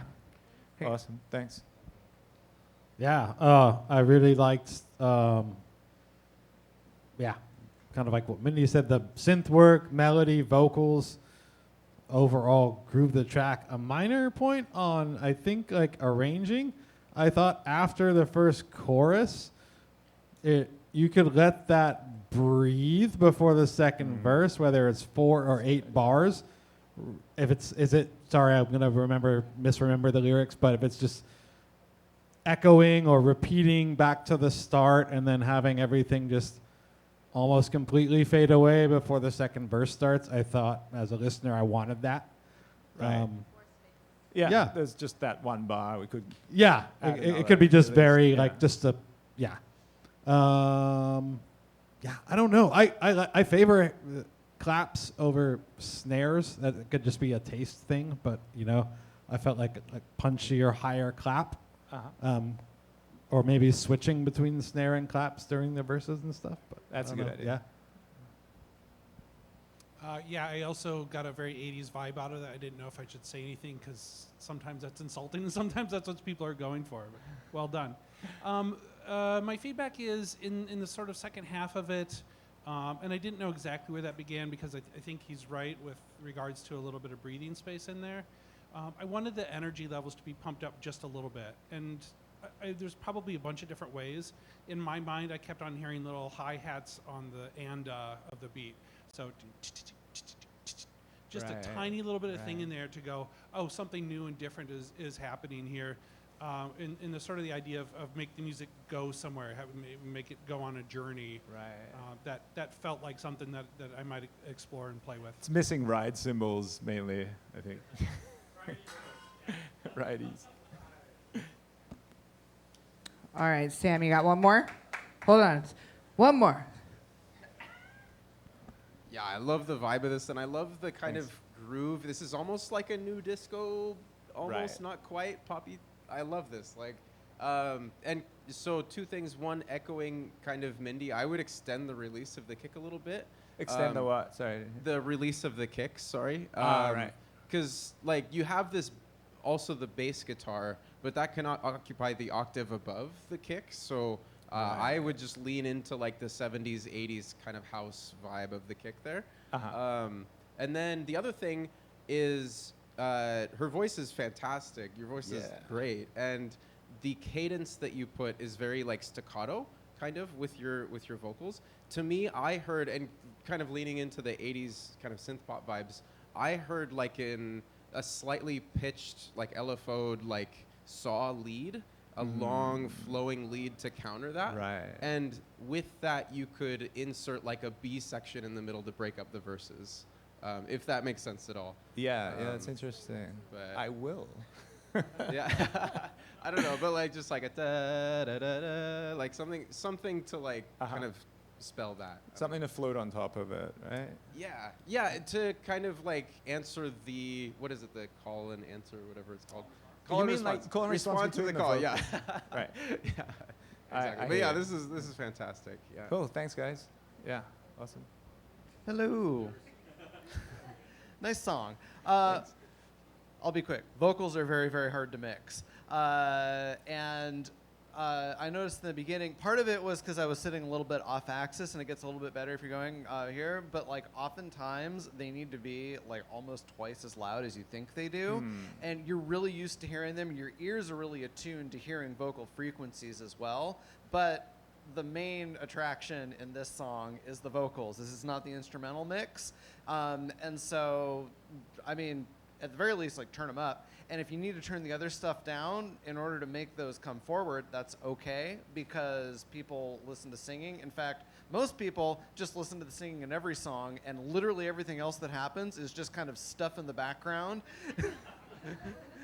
Yeah, you're the main attraction. The other thing I would say is that you know, from an engineering perspective, you're gonna need to pull out all the tricks. Probably needs a little bit less than like, you know, the 2 to 4K, which can get real harsh. Don't be afraid to lean into de-essers, even if it's not for S sounds. Bring it up a little bit in the low mid as well, you know, a little bit of scoop, you know, to take out the mud.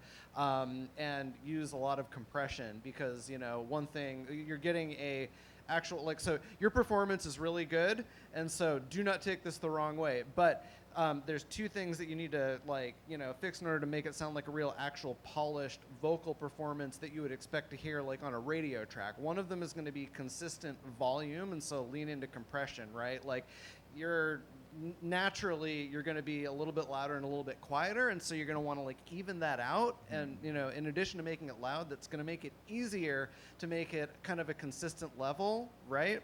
And then you're going to want to do some sort of like tuning correction, not because your tuning is bad. In fact, that raw vocal, I would absolutely love to like have that to work with, but because the expectation for like an actual like performance on a track like that is that it's going to be like almost like unnaturally perfect. And so to, you know, to kind of meet that so yeah, this is Makes very sense. good though. Awesome, thanks. Yeah, well. Yeah. Cheers. All right. All right, I'm next, so I'm gonna ask Ben or John to be the mic guy. Do you want it, Ben? All right, let's give a round of applause for Miss Mindy.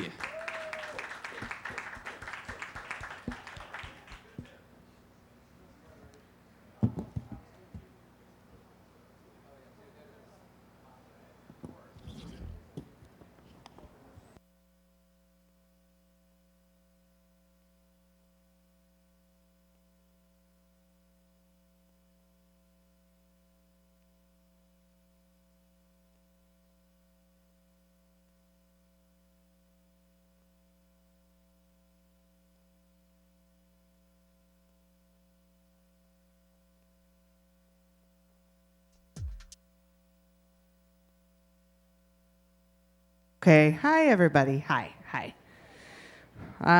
So some of you have probably maybe heard this track already, but I am back into structure mode as I try to bring this one across the finish line. It's a tech house track called WTF. And yeah, I'm still in structural phase, so the mix down and stuff's probably not going to be as even as we want, but I'm open for feedback in whatever you got, whatever you want to give me, because I'm still in structure mode. All right.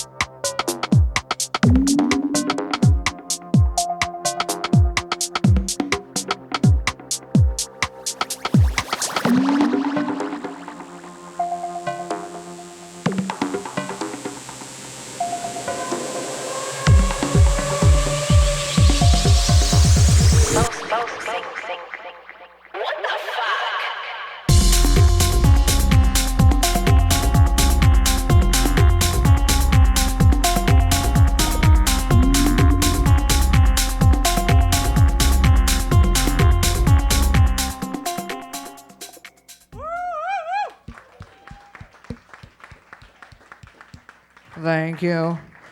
I know I need better fills. Let me just say, I already know that. And I also am working on building tension in the breakdown. But if you have ideas on how I could work on that, that's great too. Those are just kind of where I'm at with structurally. So. Sure. Noise riser? Yeah. Yeah. Noise riser. I thought it was excellent. I'm not sure. So you said this was something you were deconstructing, right? I've remade this track probably 4 times. 4 times? Yeah, because I'm trying to get balance in between, the sound that comes in the breakdown, right? Yeah. That's like a little acidy a little bit, and then it builds, and then it rides for a little while, and then I add a new synth. Okay. The like, burp, burp, burp, and then it eventually RP friends. Oh, yeah. And then, but I'm trying to find the balance between those 2 sounds still a little bit. Right, so, right. Anyway. Okay, I was just curious because I like there's like kind of a section in between where you have 4 of the floor for a long time, and then you have like a kind of like a breaks section. And Yeah. I really like the break section because it's just what you're so good at it, Mindy. Like I wish you would. I feel like if I were had any say over the track, I would say make most of it breaks, and maybe even speed it up just a tiny bit. I feel like that would be fire. Yeah, I think it'd be awesome. Awesome. Thank you. Sorry, I can't see everything. So a couple things. The way that built up from the beginning was very satisfying. That was, every time something new came in, I was like, yeah, this is great. Somewhat early on, there was a little bit of a riser that started. And you did that in such a way that it actually changed the chord as that riser went up. And that was fantastic. That was super unique. I've never heard that before. I was like, that's great as well. One thing I might play with, and again, this is just something to play with, the second drum sounds that come in very early on sounds like it's a 2-measure repeating. I would play around with that and just change the very subtly so that the second time it plays is just like 1/16th note different, just like move 1 note over to get a slightly different syncopation. Again, I don't know if that's what you're going for or not, but it'd be something that I would play with. Yeah, because it's kind of meant to be a tribally track, right? So it's driving, but it has all this percussion going around. So offsetting the drums in certain sections actually is a great idea. Yeah, I would echo what he just said about, every time it went somewhere new, I always felt like that paid off. I was like, how's this going to resolve? And yeah, there was always the payoff. On the lead, you mentioned the sort of bow, bow, bow. For me, I felt like it really needed to be more, committed, more layered, pluckier, sort of more out in front there. And then I felt when it went into that sort of arpeggiated melody that it could have been a little bit more just structured. It felt like a little bit too chaotic there. But I'm also not very familiar with this style, so that might be something different. I'm in the process of taking away sounds because I overproduce everything. Got it. And then I'm like, oh, that's too busy. All right, Karen's got something to say over here. It's hard to believe, but overproducing and putting too much in is a good problem to have because then you can take stuff out. Stop remaking this track. It is the structure is fine, I think. I will say with that little plucky bit, I think you can, between where you begin it and where it ends up, you can sort of add a little bit more response in there before it really gets moving. And I think that will kind of, help bring it in a little bit, really build it up a bit better. I do know that riser in the breakdown, a little bit abrupt, so maybe start a little bit quieter, bring it up, and then, maybe just right before you drop it, that's when you take it all out and then everything comes back in. And that's really kind of a big thing with breakdowns where you take everything out, well, what we'll do is we'll do a riser, maybe a clap, and, just just bring it back out. Everything comes out. Everything slowly comes back in, and we try not to introduce new elements at that point. And then bring it all back up, pause, and then drop. Awesome. And one other thing, put in the acid line one phrase later, because you put it in at the very beginning, like, with everything. So it's a big enough change when it drops for the first time that the bass and everything else comes in. That's great. The acid's a cool element, but you don't need it at the very beginning. It's enough, and then it helps you move it along by introducing it later. Are you talking about when it drops or in the breakdown when it's introduced? Oh, is it introduced in the breakdown? Yeah, so I started in the breakdown and I started Maybe, you know what? filtered down a little bit, Yeah. and then it builds up, and No. then Keep it in the breakdown. Okay. Because subconsciously, because I didn't even notice You're like, it, oh, but that I did sounds notice that, like, there's a lot going on here, but like, you'll notice it, and then when you drop it, like, it's out of there, and then when it comes back, you'll have heard it beforehand, and it won't sound like it was just, kind of coming out of nowhere. Good idea. Yeah, it might not work, but if it works, I'm a genius. Awesome. Thank you guys very much. Appreciate it. Thank you, Mindy. Yeah.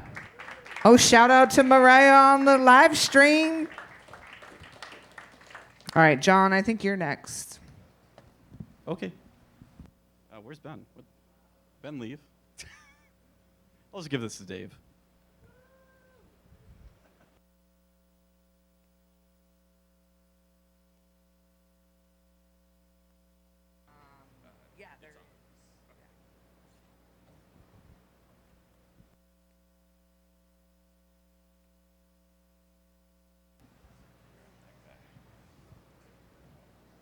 Hello. My name is John, and I make mostly house music, but today I decided to do some drum and bass. And this is something that I've started writing over like the last 3 months, really. So this is written about someone who will never hear this song. And this is my vocal. So I sung it, but it's through a vocoder, so it won't sound like complete trash. I'm going to start this about, I don't know, like a minute and 30 seconds in. And it's going to be right in the middle of like one of the drops, essentially. Let's see, do I load this? All right, there we go.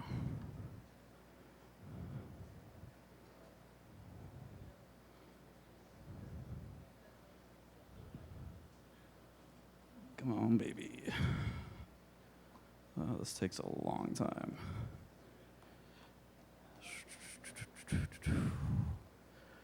I'll get there, I promise. I didn't make a... Oh, needle drop. Okay, whatever. I'm basically there. Now I'm going backwards. Okay, so, yeah, here we go.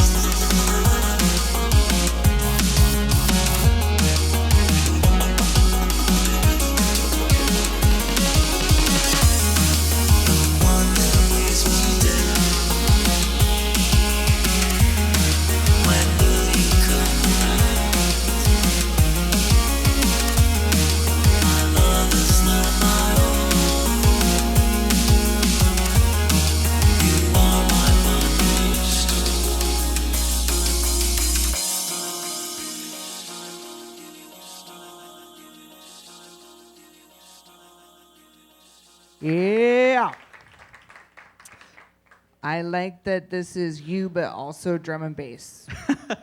So here's the thing, right? This was originally just straight drum and bass, so I woke up today thinking like, okay, I'm just gonna take it as is. I'm gonna finish the mix in like 3 hours. I'll be done. But then I started like experimenting with this idea of like trying to do like tarot dubstep in the middle of it, and so I just kind of ran with it. Like the mix is trash from what I can tell, but like I tried to start mixing while adding all of this stuff at the same time, Yeah. and it didn't work out well. So, but I do have another version of this that doesn't have all that craziness, and I'm inclined to go back to that. So. Yeah. So I really like the vocoder voice. That vocoder voice in there is very pleasant, and I like it a lot. And honestly, like your sounds are there for the drum and bass track. But that low end, I need that low end. I need that bass. I know. I don't know what happened, but like something got messed up with the mix, I guess. Yeah. Just like drums in the name of it, bass is also in the name of drum. Well, I mean, it's all kind of subjective. You know what I mean? That was a joke. That was a joke. But yeah, I think that's part of it. Is like I tried to add all these like kind of bass elements on top of all of that. I added like R bass on the sub, and then that kind of like changed the levels, and so I actually changed the velocity on some of the notes for the sub because I noticed that some of them were louder than the others, and I was like, I totally messed up what I originally had for the concept of the track. So. See, here's my thing is that I don't really have any specific, because it's any feedback I have is on the mix, and you're probably thinking the same thing 2 times. Sure. But my advice is, forget that old song, bro. This is where we at. Stick with this idea. Well, you haven't even heard the original bro. song. Nah, I don't want to hear it. You gotta keep these concepts, bro, and just work on that. Once that mix is done, I feel like I'm gonna love this, bro. Okay. So yeah, man. I'll hold you to that. Oh. Okay. But yeah, those elements that keep your sound, I totally hear. The only difference is it's in like 174. Yeah. I love the those vocals that you're doing. Yeah. So yeah, man, just keep Thanks. at it. I appreciate Forget that that, old man. song, bro. Thanks. Thank you. This Appreciate is its that. new song. It's grown up now, bro.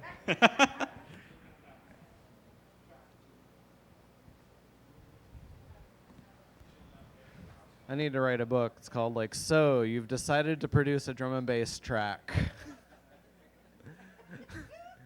And you decided to go super hard mode because you went like stadium D&B, which is the hardest kind of there's a bunch of hard. They're all hard. All right. Here's the deal. So there's a bunch of things that you need to do in order to get the mix sorted out. I'm not going to go over like all of them, but I will go over a few of them. And like the biggest thing is the bass. You mentioned that you changed the velocity because some of the notes were, like louder than others. Did you look at those notes on an oscilloscope, like Oscillos Megascope, and see if they were actually louder, or did you hear them in your room? Yeah. I mean, it's okay. So I use my headphones and my speakers, but Okay. yeah, I think you're right. I think using an oscilloscope or like a VU meter or something, right? I think would probably help. Yeah. Here's the deal. Bass is a motherfucker, and it like your speakers will lie to you, your room will lie to you, right?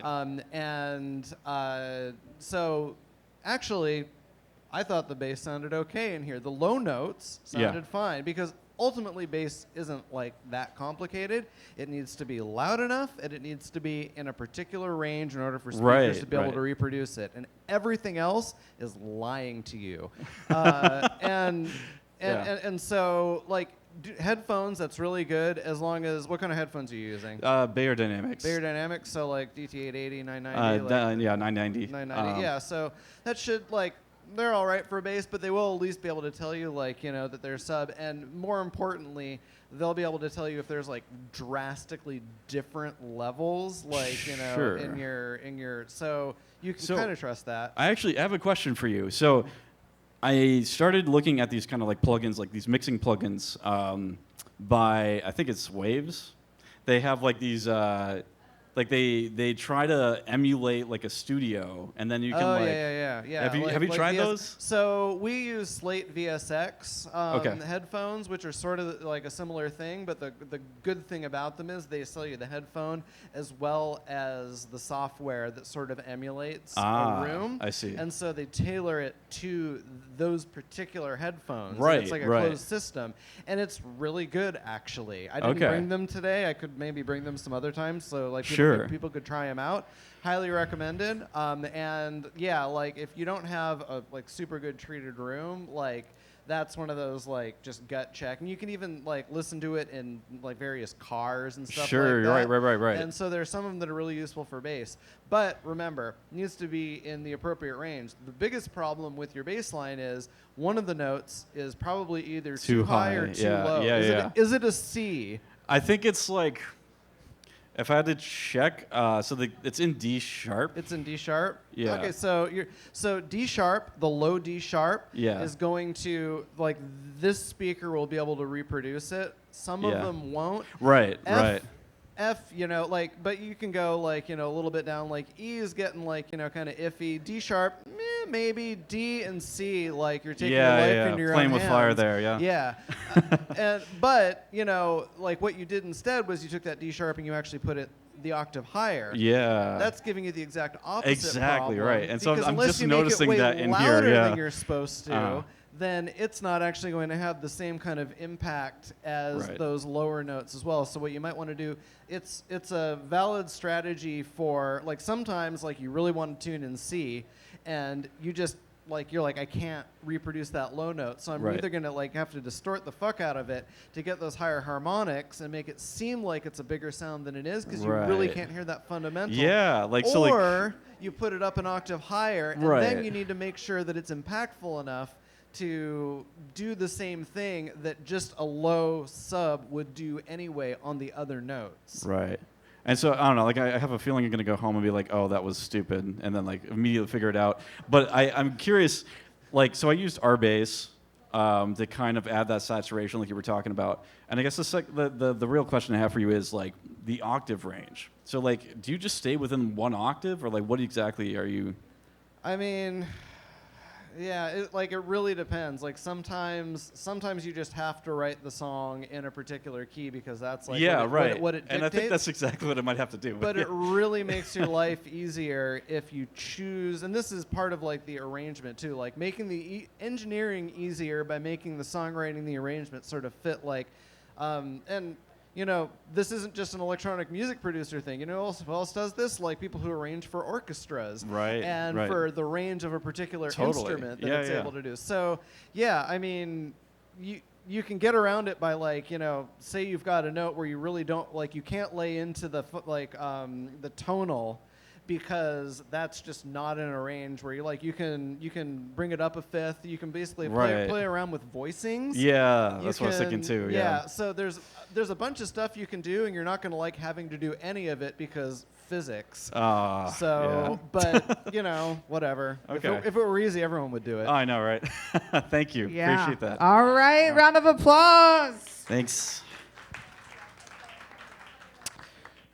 All right, Nathan.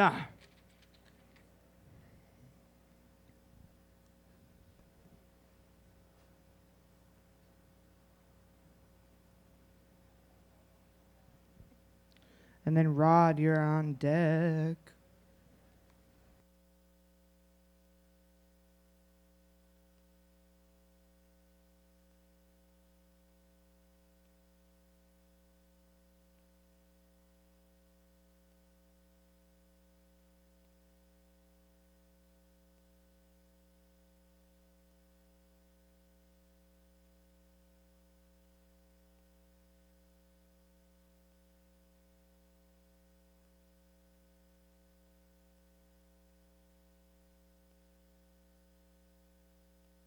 Hello.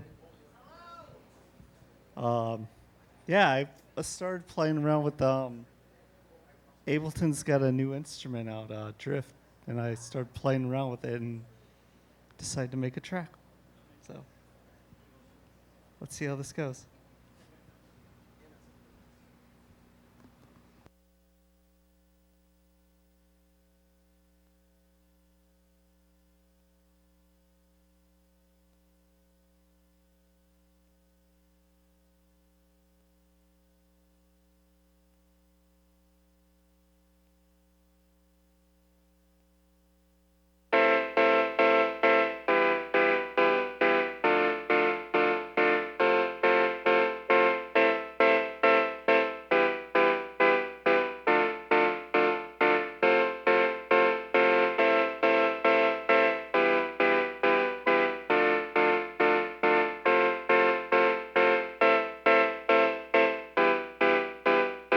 Dirty tracks.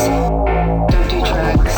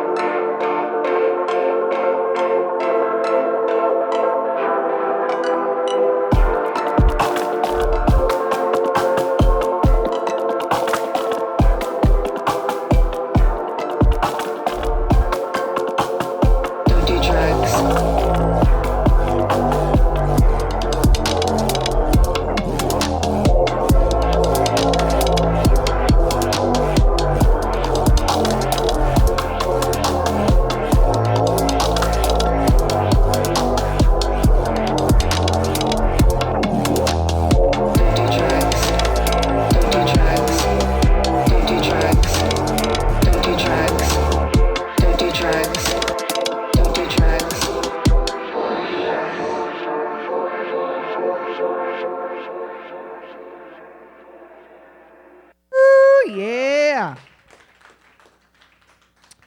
I love those dubstep vibes. I really like the vocals that you've chose, and I really like the, with dubstep like this, like your drums are intriguing, and that chatter sound that I like. I just like that sound, that chatter percussion sound. I really don't have much feedback besides just some leveling out of gain staging. You're probably still writing this track, so I don't even know if you're at that point of like evening everything out so it fits well together. Yeah, I just kind of do it together last Yeah, yeah. So I'm not even going to give you feedback on that because I don't even think you're at that point yet. So.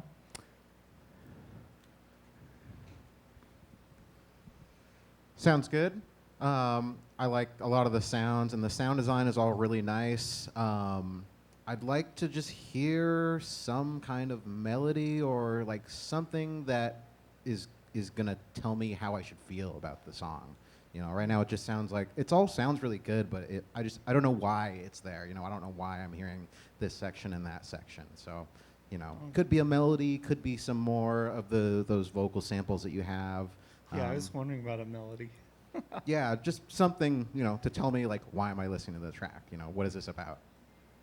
Okay. I also really love that relatively high-pitched percussion that came in a little bit of an odd time signature and not quite on the beat. That really stood out, and I thought that was beautiful. I'm going to tell a quick story. When I did photography, sometimes I'd find a beautiful place to go to, and I would make a plan and spend a lot of effort and go to that place and take a photograph and come home and go, this is great, I feel awesome, I made this cool plan, made all this effort, and the photograph wasn't great. And what it took me a long time to realize is that I was confusing the energy of, ooh, I did a cool thing, with, oh, this is a cool photo. I like Drift. I think it's a cool brand new toy. Something I would consider is after you make this track, let it sit for a while. Don't listen to it for a couple weeks and then come back to it with fresh ears and then go, was I just thrilled with what I can do with Drift, or is this really what I want out of it? I think maybe that perspective will give you a little bit a fresh ear on it. All right, round of applause. Thank you, Nathan. All right, we got Rod, and then Josh. You're after that. Yeah, I know it's Android. All I need is an 1/8" jack. There you go. Thank you.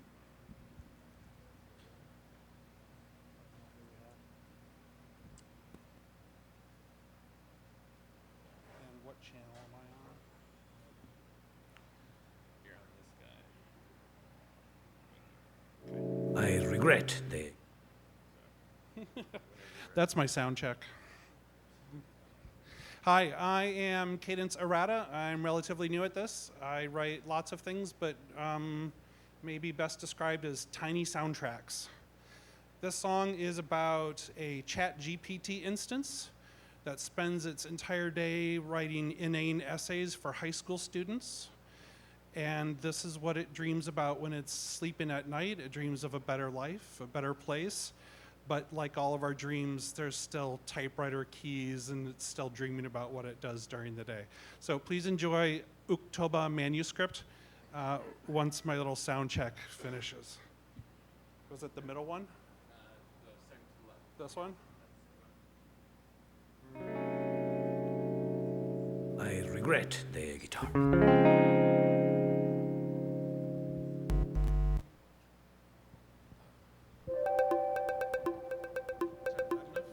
I'll adjust.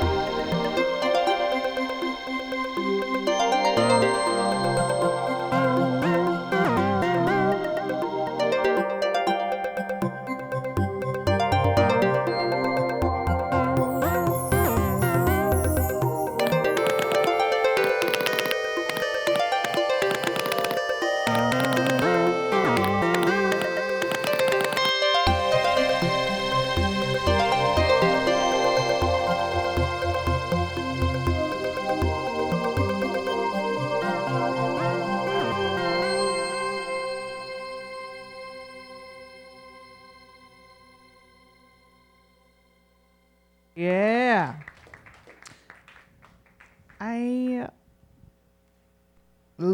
I know what you do is write like stories related to your music, but I literally wrote, I love how you tell a story through your music.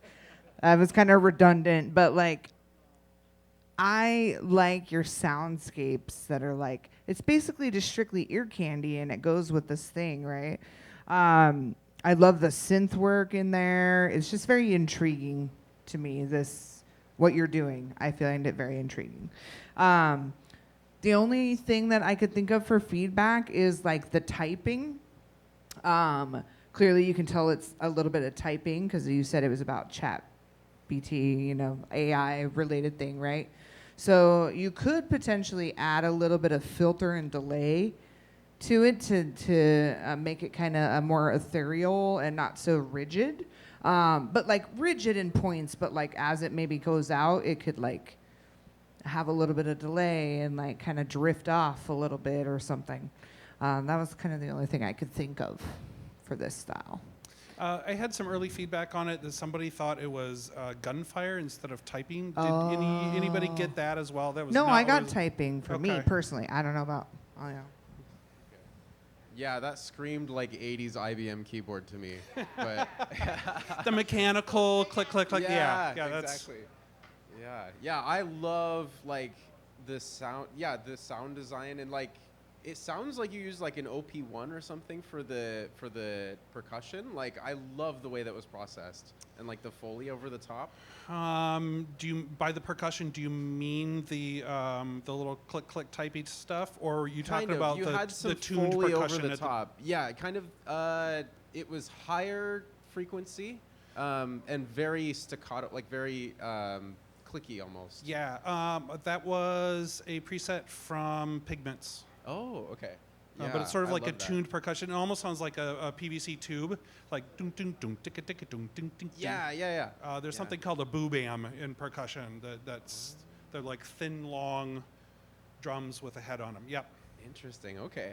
And so yeah, I love this track. And I guess my feedback was about midway through there was a modal shift. I don't know if it was a complete key change, but you went from like a standard, like your just standard minor key, to almost like a darker, like Phrygian, almost like Locrian style, like darker mode. I'm sorry, I didn't mean to interrupt. Oh, Please finish. I'm not 100% sure. Like I, my ear isn't that trained, but like, I want more of that. I want like, if it's a dream and it's going places, like it felt like ethereal and nice, and then we're in nightmare territory, and then we're back here, and so yeah, I want more of that, and maybe a little bit more space. I think you could hang on the darker side and maybe bring out some things, and then come back with the uplifting part with a little bit more power. But yeah, I love this. This is fantastic. Great, thank you very much. Yeah.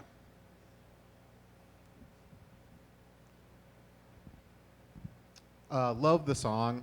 It's so clear, like what you're going for, and the sound. Like I can hear it speak, and it sounds. I don't know you, but it sounds like your personality. Like I can really hear that come through the song. And there's a lot going on. I would just maybe like to hear maybe some like volume automation, so that as it goes, from these little melodies, this melody to that melody to that melody, I can, as the listener, I can hear a little bit more clearly like what you're hearing as the kind of through line of what the main idea is at every little point. So maybe like the opportunity to take a breath, like a motif, Something like and that, then yeah. a little quieter, and then like okay, and then here's the next thing. That's Right. Yeah. It's just okay. it's very busy, which I think is something that adds to that, but it does sort of muddy whatever you want the main focus to be at any given time. Yep. Great. Thank you. All right, round of applause. Thank you so much. All right, Josh.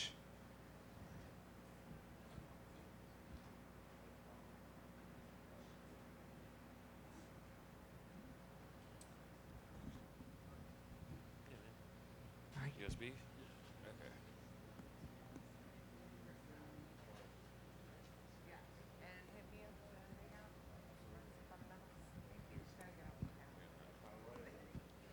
Okay. Hey there. So like a lot of my music just sounds like hip hop beats, but this time I actually meant it like that. But then I realized that it could be more than just a hip hop beat. So I'm kind of in the canvas stage of this track right now. I put it in the right way, bro. Hold up. That lights clicking. So yeah, just like I'm still getting ideas for what I should do with what I should do with the track, because I kind of had to set up just to like throw on straight vocals with it, but I kind of want to experiment a little more. So, oh, Is it in a folder? yeah.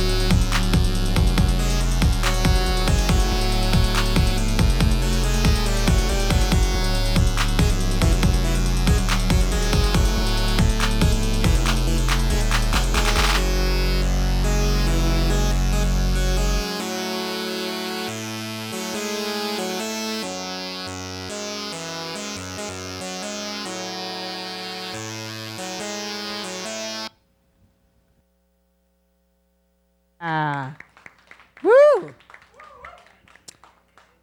I mean, the bass and the sub frequencies were amazing. I really liked that. And you also have a style that you're forming where you like those synths that are like longer and they kind of build on each other and then they kind of like mold and shape. So staying true to those roots is awesome, but I really liked the bass frequencies on this one. You got something to say, Luke? No? Okay. All right. Okay. That was awesome. Thank you. I remember your piece that you played last month, and listening to both of those, you have a sense of doom down. You have it. Yeah, I kind of can't escape that feeling of doom and darkness, I guess, man. Like, I also love the way that your synth pad is coming in a very syncopated way, playing around with where the beat is. And so when the drums dropped out, I was like, wait a minute, am I remembering the beat in the right place? And that was great. I enjoy that sort of ambiguity. If at some point you choose to throw a major chord into any of your pieces, or for instance, a single major chord on an entire album of doom songs, that will be the brightest shining major chord. It will be a beacon of light that everybody will be like, oh, what? Because of the huge contrast with that. It may not be what you want to do, but yeah, that's great. I'm gonna try it though.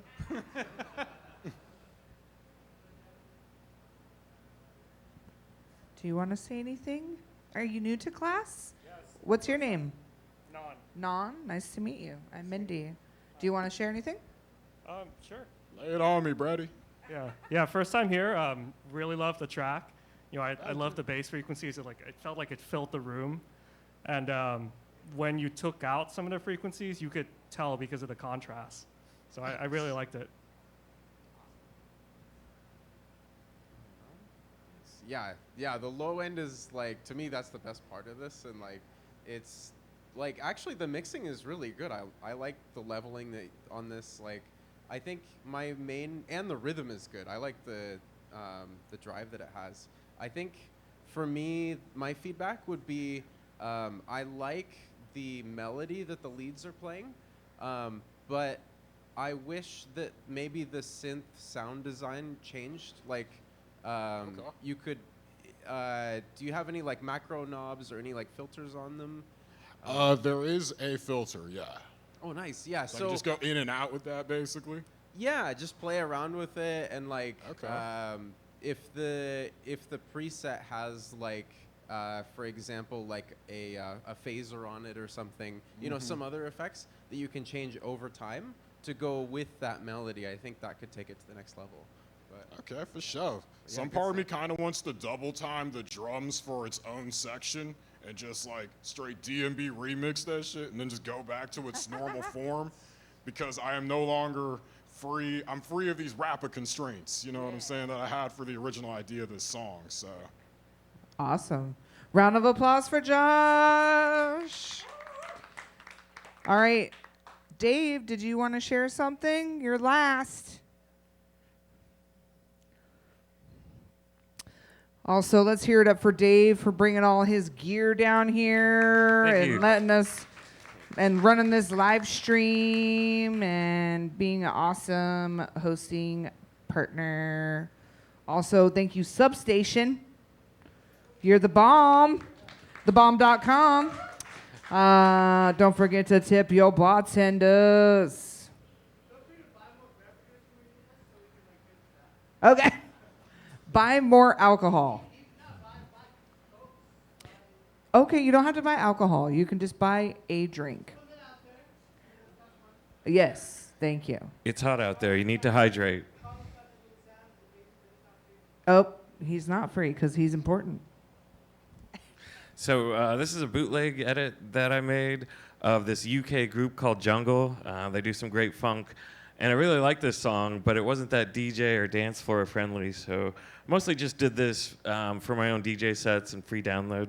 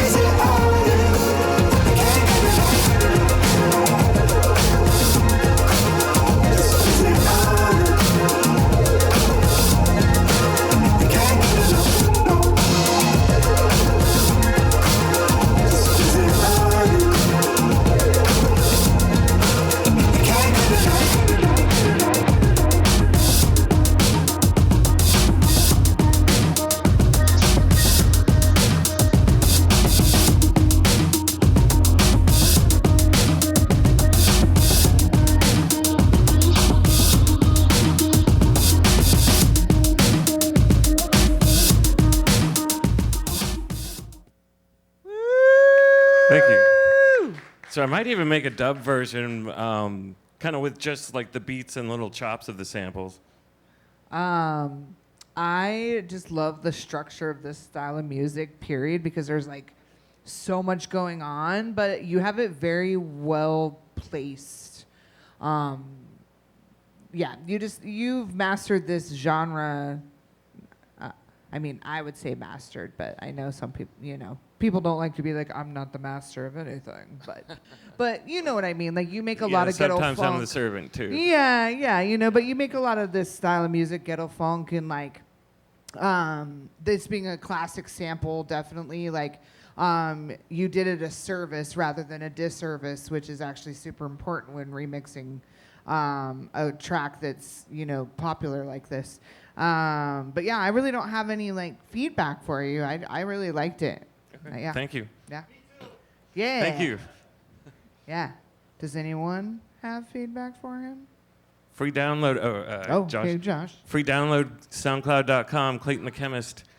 Yeah, I'm really digging this, and yeah, I really love the vibe you go for, man. That funky 100 BPM style, man. I can't get enough of it. The only feedback I have is I turn the kicks up to just a tiny bit more. Okay. But aside from that, man, you got it. Nice, thanks. Good feedback. Yeah, as soon as the whole sample came in, I could see why you did the remix immediately, because I was like, oh yes, all this works together. I would echo on the kick. Again, this is not my genre, but in my ears, I would say, yeah, kick up a bit, and then hats, and that reverse hat down a bit, just on the drum perspective. Okay, thanks. All right. All right, thank you all for coming out. Yeah, round Thanks of applause, everybody everyone. Great tracks, everyone. Thanks again, Substation. Yes. Yes, keep up the good work. We will be here in August, whatever date the third Wednesday is. I'm not very good host. Anyway, and we're done. And scene. Oh, you had feedback. August Tushar. 16th. Tushar, I'm sorry. Did you want to share? Okay. Tushar had feedback and I ignored it. I love that you used the jungle lyrics. I saw them last year in concert. You're the first person that's reused jungle. I love it. Thanks. I'd love to hear the vocals be turned up a bit more and maybe give them a bit of a cameo, because the vocals just ride so nicely for jungle tracks.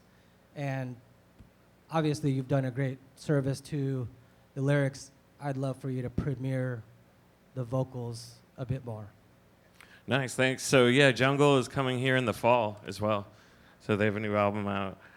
But yeah, so it was a really thick, chunky song, so I did have to EQ out a lot of stuff, and then there were certain frequencies that suffered because of that. Awesome. All right, another round of applause.